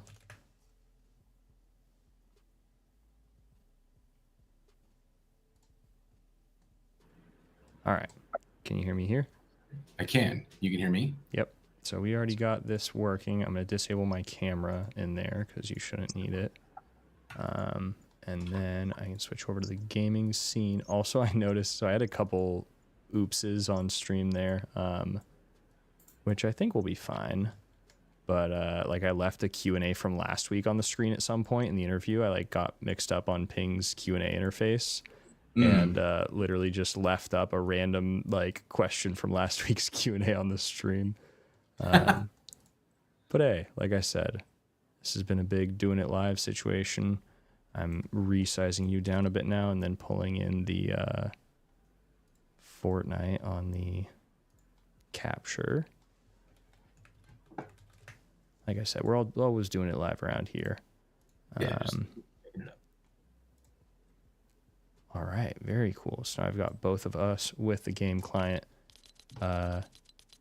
Game sounds are coming through on stream. If anybody in the Twitch chat wants to let me know if there's any issues. Olavo's here. He got here just in time for the check. See, it's the meme. People are there. They're like, oh, I got here just in time for the sound check. So the one question I never touched on with you is builds or no builds? Either. Either? You have truly no preference?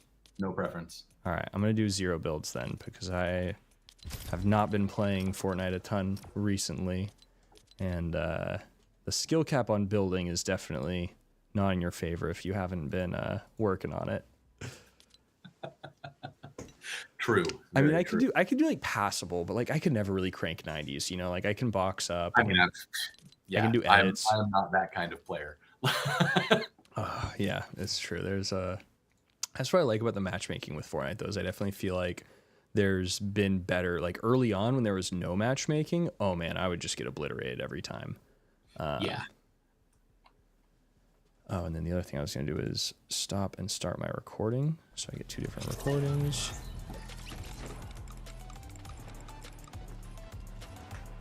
And then I gotta move you.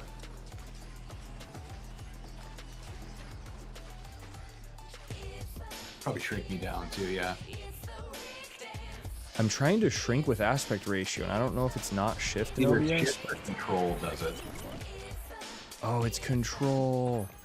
Okay, I'm gonna, oh goodness. It is control, you were right. All right, yeah, I'll shrink both of us down a bit. And put us on the same where are we side, going? I guess. Wherever you want to go. Retail, I like it. I'm loving the OG season because I played a lot back in the day, and Yeah. it's wild how much you recognize stuff. Wow, that was a very synchronized jump, by the way. Like how you It's like we've been doing this for years. It's like we've been squadding up forever. Oh man. Yeah, the crater. Okay, so are they accelerating like the evolution of this map? Because I've noticed some of the things in the map are already like not how it was at the beginning. Yeah, I think they're kind of taking on there's like a time travel thing where I guess if you go to the middle of Pleasant Park, there's like a balloon and a radio that tells some story about time travel, and there's a whole thing. Okay, I'm trying to make this roof. Am I gonna make it?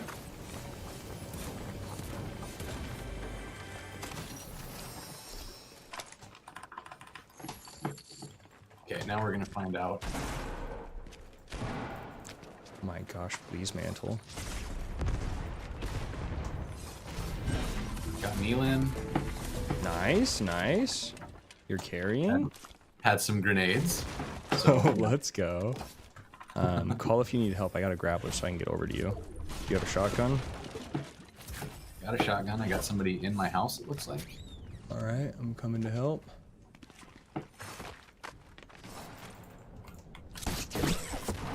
Oh shit, two of them on me. They're both hurt.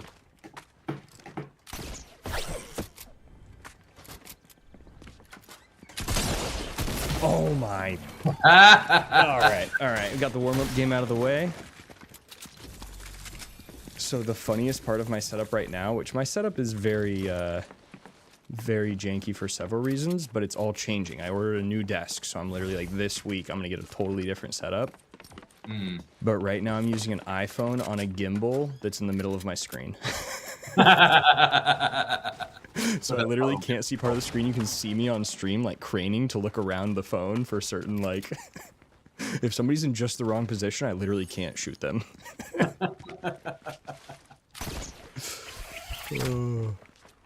Yeah, if I was able to get over to you a little faster. I was trying to look, oh, I'll move it down because it's blocking the mini map. That's what it was blocking. I was trying to look at the mini map to see which house you were in, and I like it's all good. I'm having a new desk this week. Nice. So how long have you when did you first start playing Fortnite? Do you remember the season? Let's see. It would have been in like 2019. So it was like after Tilted Towers, but like Pleasant Park and stuff were still in. Because I remember my group would always drop at Pleasant. Oh, and I love Pleasant. Those were the two drops for us. And okay, where do you want to go this time? Let's see. Let's go. Let's do the Pleasant drop. Let's do it. And I switched over to the right category on stream. Coder. Oh, good. So people who actually know how Fortnite works are going to watch. This is going to go great for us. I mean, I feel like if I'm in software dev and we're playing Fortnite, that's a little bit disingenuous to the software community. I feel like that's the main issue. Man, Pleasant was my drop. Dude, I don't even remember who it was I was playing with at that point in time, but I remember like a specific couple friends I played with where Pleasant was always our drop. Might have been my nephew. I feel like Pleasant was good because it was always a little more predictable than something like Tilted or the others, where it was like you showed up and it was just absolute bedlam every time. Where I feel like at Pleasant, everybody sort of made the decision to be at certain places. Bad news, my drop's terrible, so I'm going gas station outside of Pleasant. Okay. See, I got probably 2 teams with me.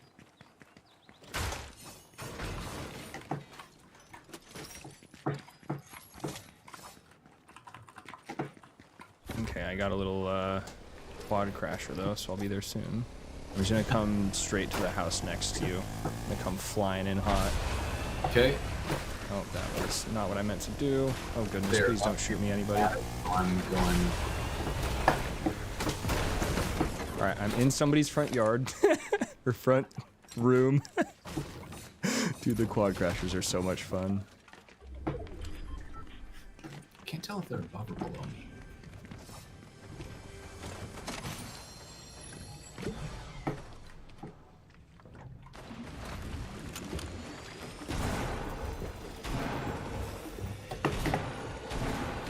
I'm drinking a chug jug and coming to you. I do not have a shotgun. Is there any in your house? Yeah, give me your better shotgun. That's what I really want here. Yeah, right? When you can't find like a decent anything off the rip. Coming your way. I have a shotgun for you. It's crap, but it's a shotgun. There's minis here. Do you need shields? Yep, that is a shotgun. That will count. Did you drop this mini on purpose? Yeah, Oh, you're already. those are you. I had a chug in the basement.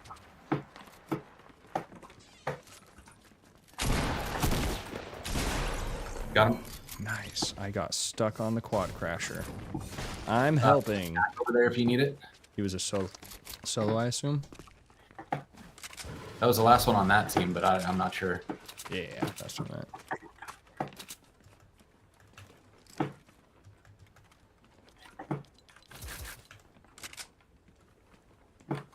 I heard people out there, but now I don't see anybody. Oh, yeah, they're across the way. Across the way, get a mark. Oh, there is a, I don't have my ping button apparently, but atop the big fort thing. There's somebody out there. Okay. We might want to just rush that guy, because the other one went to the building. He's right here. He's shooting the sticky thingies. I'm gonna Oh, go I after don't that like guy. not having builds.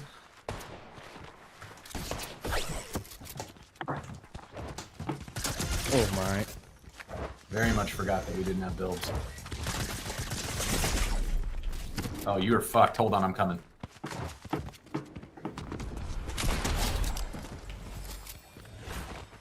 You got them both? Didn't get them both. Oh, shit. He's low. Yes! There's nobody else here, right? I'm not dead yet. I think that was it. We're sticking it. Dude, I did not believe I got that first guy. If I pulled out the shotgun, I would have had both.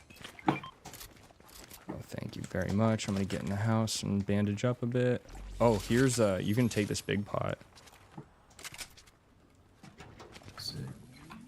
Oh, this is only 2 bandies.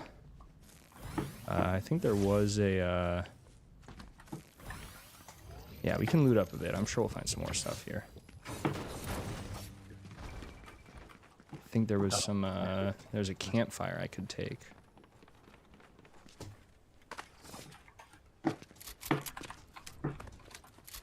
There was a campfire?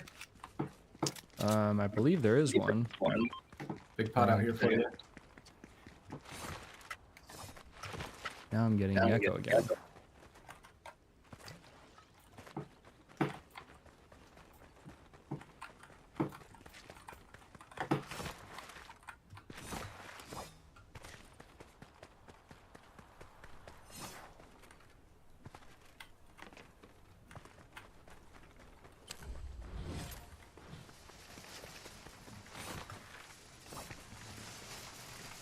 Oh, that's you. I was like, what's this noise? The shopping carts, man. Oh, there's so much that I like forgot about. I know. Okay,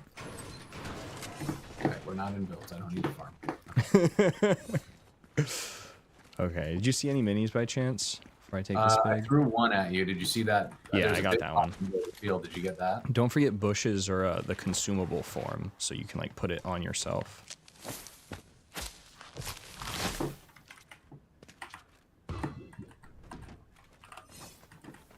Plunger. surprised there's not more loot around here for all of the... Oh my... You good? You fighting? No, I'm good, I'm good. I took fall damage because I'm dumb.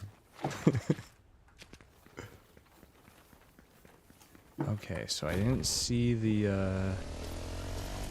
How are we on circle, by the way? We're looking good. Yeah, we're pretty close. I just dropped, I don't know if you want to carry these, but 2 porta bunkers. Yeah, I can carry those. Let me know if you see a med kit or bandages. Or minis. Any meds, really. Anything that's got a medicinal use. Here's a chug jug. Oh, I mean, that'll definitely do. Thank you, sir. It's the one thing that really solves the problems.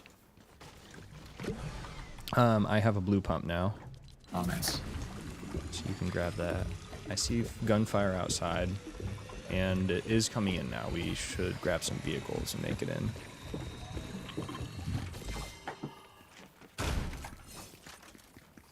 Let's take, there's a golf cart out here.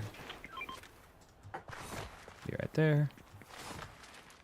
Or we can take, actually, why don't we take this crash cart? That'll be funny. Alright. Let's do it.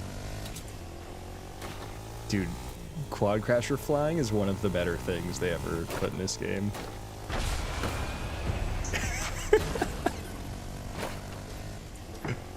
I love that we're basically a mobile bush at this point. Yeah, exactly.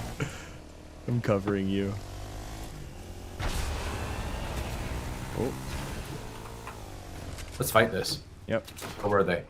I don't know. I think it was to the right.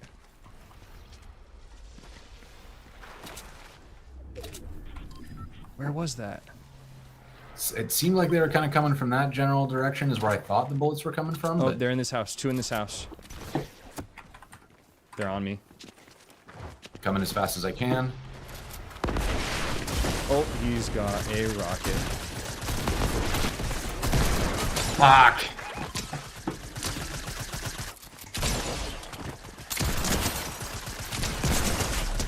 Oh my gosh, they were both so low, dude. One had 32. What was the other one? Yeah, they were both. I got all mixed up because they were on top of me when I figured it out. So, like, they had a really bad angle on me, and I just got lost under the house. I should have stayed with you. Nah, it's good. It's good. I did not think they were that close. I was, like, looking around rapidly when they fired at us. So I have the, like, directional indicators on so I can kind of see where it is. But it was when I was spinning around. So I was like, I think it was that way, but I don't know. Oh, man. I wish I could have seen the HP on the other guy. One of them I cracked for like 90 white damage. Looks so I like think they were was... probably like 30 and 50 was what I saw. So a little bit better shotgun shot, and I would have had the first guy down. Yeah. And then the second guy. Yeah. I was still probably dying to that second guy. Just the angle we came into the fight at, it was not ideal. Yeah, I forgot I had a plunger. I probably could have ended up on top of the house. That would have done a lot. Oh, right. I feel like this is a good state of the game too. Like for all the items that they have in, like this is a really good classic OG meta. It's not like they dropped it in with drum guns everywhere, you know? Right. Although I did see the LMG at one point, and that kind of scares me. I do remember an LMG phase that was not ideal. But that was more for builds. I don't think that's great for 0 builds. It's great for builds. It's like it absolutely melts everything. Really? Oh my gosh. You could stand outside somebody's build and take down everything but metal, basically. All right. Where are we going? I always like that Pleasant Park drop, so let's do it again. This time I'll actually drop correctly, so I'm not like driving in from the gas station. That left side though, where you were, is right. It's where I generally try to go, so I'll try to get that house like right below the one you landed at. Yeah, I usually get the middle house, and then like this house is kind of a 50-50 on whether or not that one has good stuff in it. This one almost always has at least one chest in it. Yeah. And at one point typically. I remember seeing like a chart at one point where it ranked like the different areas based on how many chests and everything were possible. Yeah, they started doing random chests now, so like the spawn isn't consistent.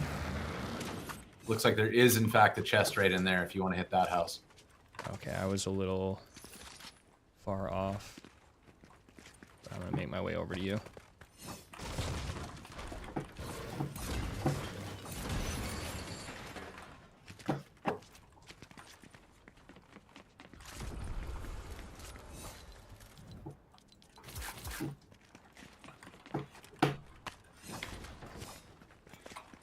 Did anybody else drop here? I didn't see anyone, but that doesn't mean it didn't happen. Let's see. Well, I got an LMG.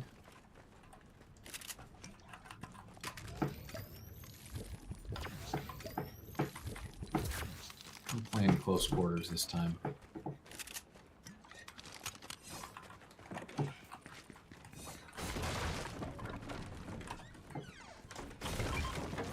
I got minis here. I'll bring them to you next.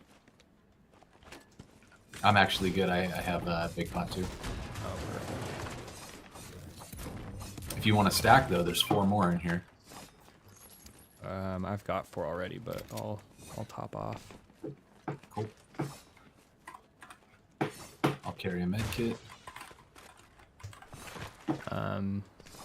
So the keybind I have to fix, and I tried doing it while dropping, but that wasn't a good idea, is my ping keybind. I have ping set to jump right now. Oh,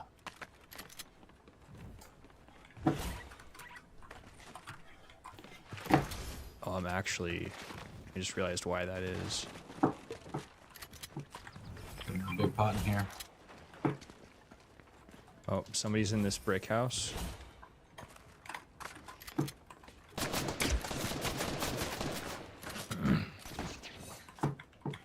Oh, you're just going in. Oh shit, there's another one up high. Bush. This one's one shot. Get them first.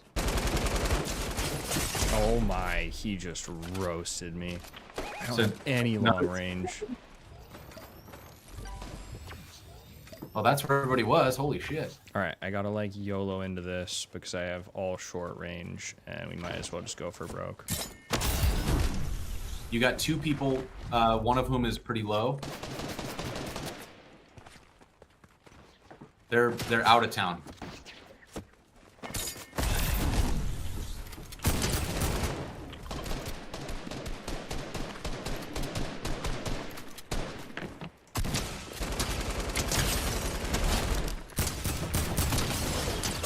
Oh. Was that? That was crazy. That was several teams. I thought it was just one team, but there was like 3 teams converging. Oh. So I think what happened is you saw one team, and then Yeah. as I ran in on that team, You went in. You were just like, here's a big pot, and then you were in. I misunderstood because I thought you were going in with me. No. I was like, watch out for them while I come and take that big pot, and we like gather our senses. That's my fault. No, you're good. You're good. I could have been more clear in the comms. Oh, I like Pleasant though. No, Pleasant, man. I love how much positional memory comes into play with video games. Like, what is it? I've seen a couple different things, but it's like the way to maximize memory is to connect memories to locations. Like there's a guy that, what was it? It was some kind of like power memorization guy, and he could memorize the cards of a deck in order. Like you could shuffle a deck of cards and hand it to him, and he would just go through the deck and then recite the entire deck in order. And the secret for that was like walking around his apartment mentally and placing each card at a specific location in his apartment. Yeah, I get it, kind of, but not entirely. Like I feel like there's a little nuance to it that I don't have. Yeah.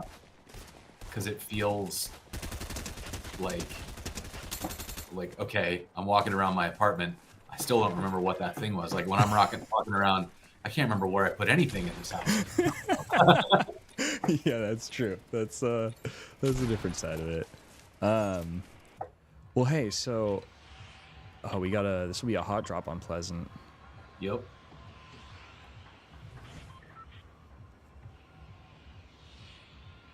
Let's see what time it was. This has probably got to be my last one. All right, yeah, I was gonna ask you. We'll probably be wrapping up here.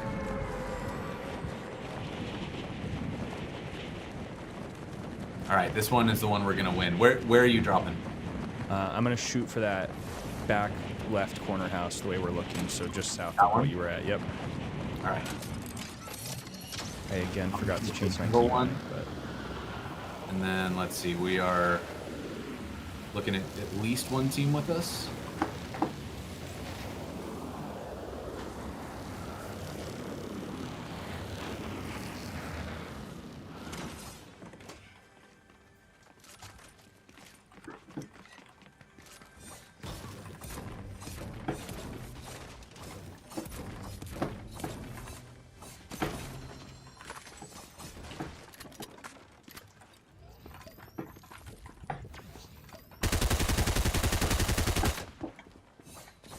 okay.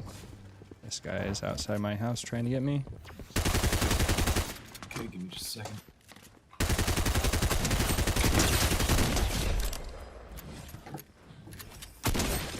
All right, he was not successful, but he's got a duo. You see the other one? No. Okay. Need a AR? Yes. All right, somebody else is outside. He's probably the duo.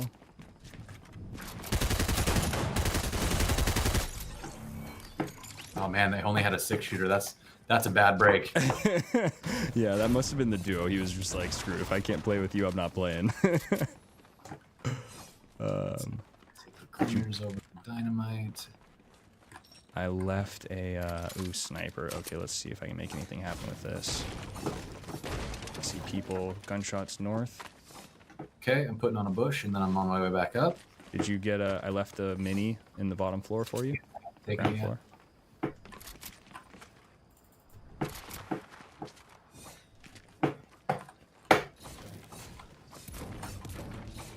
Did you say you saw people? I saw gunshot fire north of here, so yeah, I think it's the next house in this row, or maybe north of that. Okay. That house is pretty well looted, so... There is a chest on the top floor. Yeah, there might be the attic chest. Yeah.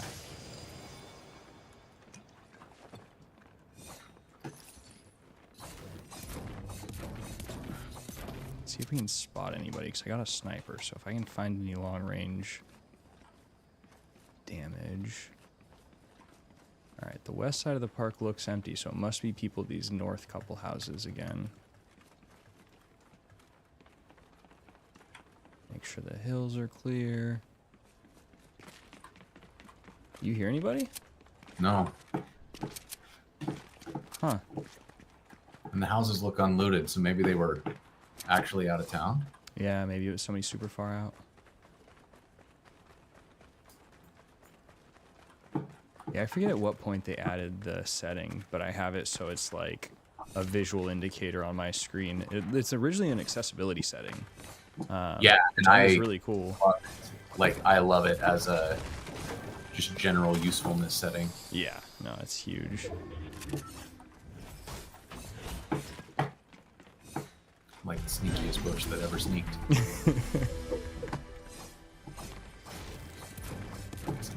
Sneak as hard as I'm sneaking. Did you? Let's see. Yeah, I don't see anyone. Yeah, I think I think we survived the first location. Okay, I'm gonna try to rebind the ping so I can actually ping stuff. Okay.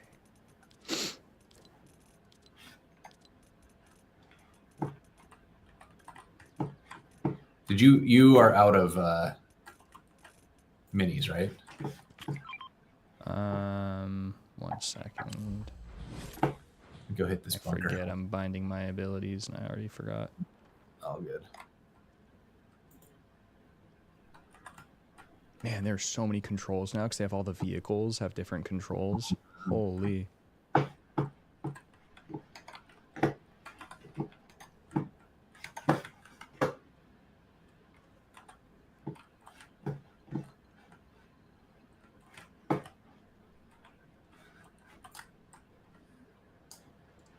Oh. Okay. I figured it out. Yes, I can stack minis. Did you ping them when you dropped them? No, I Big dropped shed. half pot for you. I was asking if you had minis. I have 3 minis. Sorry. You have 3 minis? Great. Yes. Okay, actually, I just found some. So now I'm on the hunt for a half pot. Oh, you gave me your half pot. Well, that was... Well, I didn't have a full rack, so I figured I'd fill you up. All right, do I keep the sniper or do I grab a gold portafort? I don't know. How much do you like sniping? I like it. I like having chip damage while they approach and stuff like that. Oh, and there's a big pot down here. Dang. I know it's crazy. What's in your heart, man? Yeah, I want to keep the sniper. But if you want a big pot or a golden portafort, they're here. Actually, the portafort is better. I've got a rift to go, but I feel like the portafort's a little better in teams because I can like bunker up and give you time to get to me if I need to. All right. Yeah, I can see that. Honestly, there's a decent chance. Doesn't matter what I grab in my inventory, I'll still choke my shots and die at some point to a 12-year-old. And hey, that's part of the beauty of the game, right? It's one of the things that I've been doing a bit more this year is getting some game nights going with different dev streamers, and it's been really fun. I feel like there's definitely some demand. Like once I start talking about it, like people come out of the woodwork like, oh yeah, I'd queue up. So I've been... Yeah, I think it's really fun. Like I do a lot of like not streaming, but just kind of playing on a different server, the Party Corgi server. Oh, nice.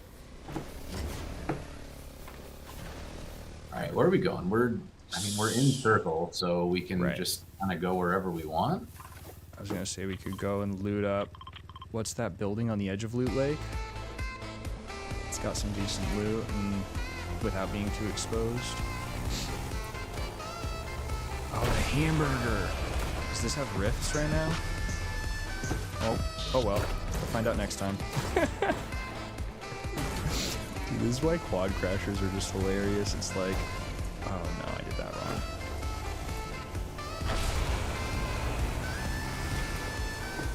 Yeah, like some of them physics you can get out of a quad crasher is just insane. Huh. Alright. Maybe loot up here, look around a bit. I'll get the other building. This looks definitely unlooted.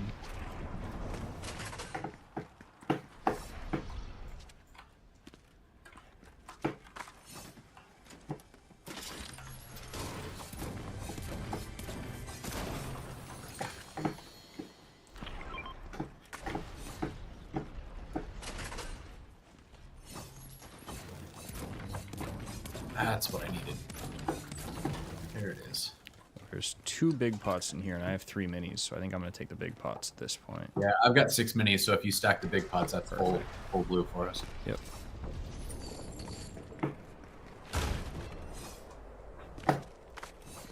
Man, what a quiet drop. Where is I know, it? right? I see somebody's in the storm up here somewhere. I see gliding. Well, when I say I see it, I hear it. Yeah. I don't know where they are.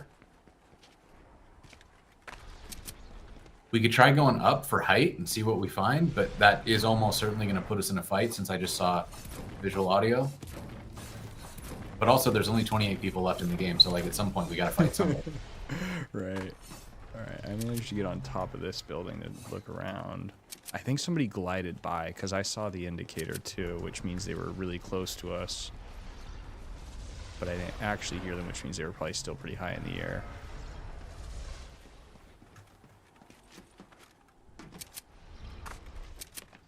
There's a car over there. They're just driving around. Oh, are they flying? I saw something just They go just in the flew the cart up on the far side of the island. air. Yeah. Now it looks like there's fighting of some sort. I think they're fighting up there. On top of the island. You want to YOLO it and fly up the island, or you want to play it smart and try to get to the end? I mean, feel How like bad do you gotta go? the third partying this team might actually be Let's the do it. right move strategically. Yep. Oh, if we can get there. Oh, I see. Is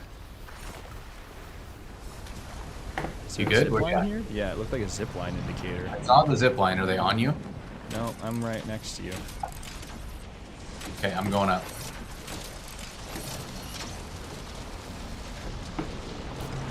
Oh, now they're not on this. But there are They're- people up here, so let's get that. They're fighting up here.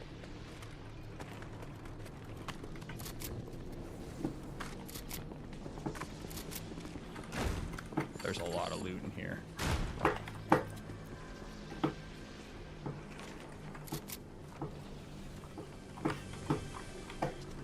Okay, I just saw somebody literally running, so be careful. Oh, glider. Did they get away? How did Not they get out sure. of here? I think they just snuck out. They were literally in the house. They were in the house. They dropped through a floor when I tried to catch them. And I don't know if that means that they're still around or if they're... Well, there's a lot of loot up here, so you might want to... Yeah. I hit the loot. I've got one of those. I picked up one of these purple rocket launchers for a little bonus chaos. Sheesh. Alright, I feel like we're now a big target up here. Maybe we should reposition. I'm seeing gunshots. I see a That team direction? from here. Oh, there's a chug jug right there. Got a rift to go right there. You see a chug jug down here? Oh, there it is. All right, I'm grabbing that, leaving the... They're flying in. Somebody flying in. Somebody flying in on us now? Yep.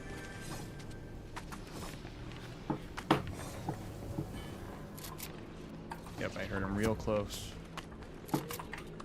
What's going on with the audio here?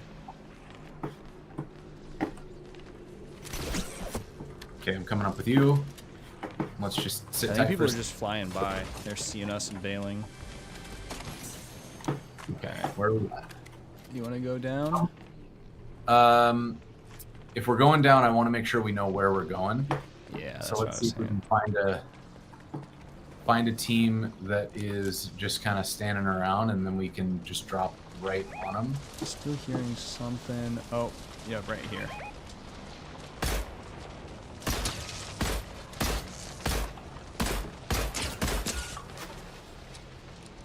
Where are they? On the building we were at before. They're both on the ceiling there. They're fighting somebody. Do we want to fly onto them? We can just keep taking shots too. Let's not waste our ammo. I mean, I got plenty of AR, but why don't we... Let's see. Want to fly onto them or chill up here? Let's get up on this roof. Okay.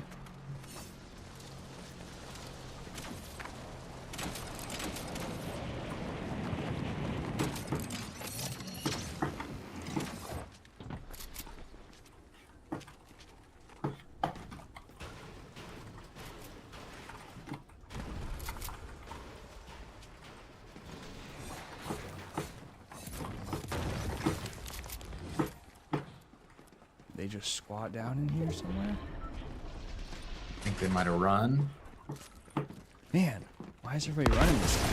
Oh, they're right here. I hit. This one's hurt. Okay, 2 of them are coming down on us. You gotta heal me fast.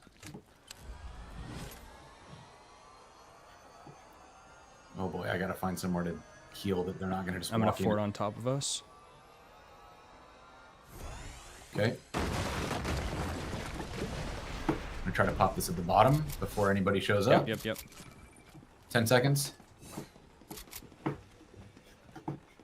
There were 2 that flew on. I don't know where the other... We killed one of the duo. Guess I should be defending you down here. The one you killed was insta, so that was the end of their squad. Oh, that was the end. Okay, we got somebody flying in. He's low. Knocked. I'm gonna go for this finish. Yep.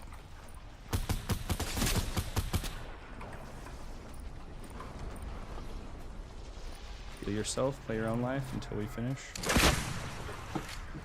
Where are you? Right here. Do you have heals? I have 2 bigs. I have 3 bigs, so I Take can them as soon as you can. Yep, they're here. They might come up. They might come up from the bottom.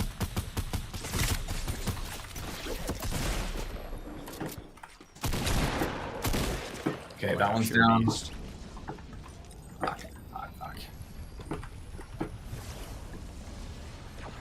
I do not have heals, and they didn't drop any. All right, here's some.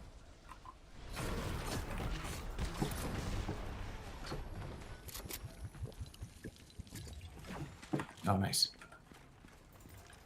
Okay. There's a zip line. Okay, so that was that. Oh, somebody outside. Yep. 2 outside. There's a team right below us.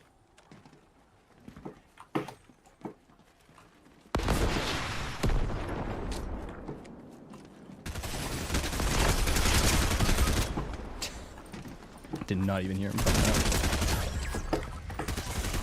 Ah, fuck me. Whoo! 6. Not bad. Not bad. Not too shabby. I'll take it. 6th place. All right, that's fine. That's something. Dude, Okay. thank you right, for that was this. fun. This was a blast. Come back to the interview scene here to say goodbye. But yeah, thank you so much for the time today, Jason. This was an awesome time. Thank you for bearing with me through all of the everything we're doing live. Thanks. It was a lot of fun. Glad I got a chance to play some Fortnite. Yeah, no, absolutely. All right. Well, any last words? Anything you're working on that you're excited about that you want to give a shout out? I mean, everything I'm doing, I publish through the Learn with Jason newsletter. So if you want to keep up with all the stuff I'm doing, go to lwj.dev/newsletter and sign up there, and everything will get pushed through there. Fantastic. And I'll give you the good old shout out. Was it Jay Lengstorf on Twitch? Yeah. All right. Yeah. If you're not following, if you're somehow here and you're not following Jason, please do. And yeah, this was such a good time and such a privilege to interview somebody I consider one of the godfathers of kind of tech educational content. I think you're a pioneer in a lot of ways on, especially streaming, the live streaming space. I think you were one of the very first doing it. So yeah, thank you for this time, man. This has been a blast. Yeah, it's been great. Thank you so much for having me. And, I'll see you all around the web. All right. Take it easy. Later. See ya. All right. Well, that was awesome. Whew. Good old Fortnite, man. Nothing like a game of Fortnite to get the blood pumping. Well, hey, thank you everyone who's hanging out. If you were here, thank you for being here. Coder, Ilui, Olavo. I saw Olavo in here. Nate Dunn, so good to see you. GTA 6. I saw you guys talking about GTA 6. I've never been big on GTA myself, but that's going to be a big drop. I know enough about gaming to know that's going to be a big one. Yeah, thank you everybody for hanging out. This was an absolute blast. I'm going to go check on the family now, but dang, dude, that last one, I just played that so bad. Oh, man, that was fun, though. I'll be playing more Fortnite this season. Got to take advantage of the OG season, so. All right, well, hey, I'm going to head out here, but thank you, everyone, and have a wonderful day, wonderful evening, wherever you are. See you on the next one. Oh, wait, I should raid somebody. What am I doing? Let's go to the dev category. Who is live? A lot of people are live. Oh, this is tough when it's like all of the friends are live. Holy moly, so many people are online.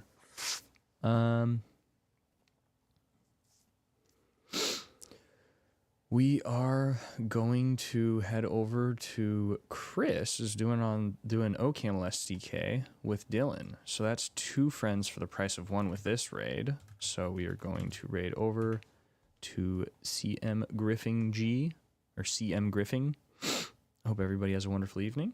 Please join us in this raid and we will see you on the next one.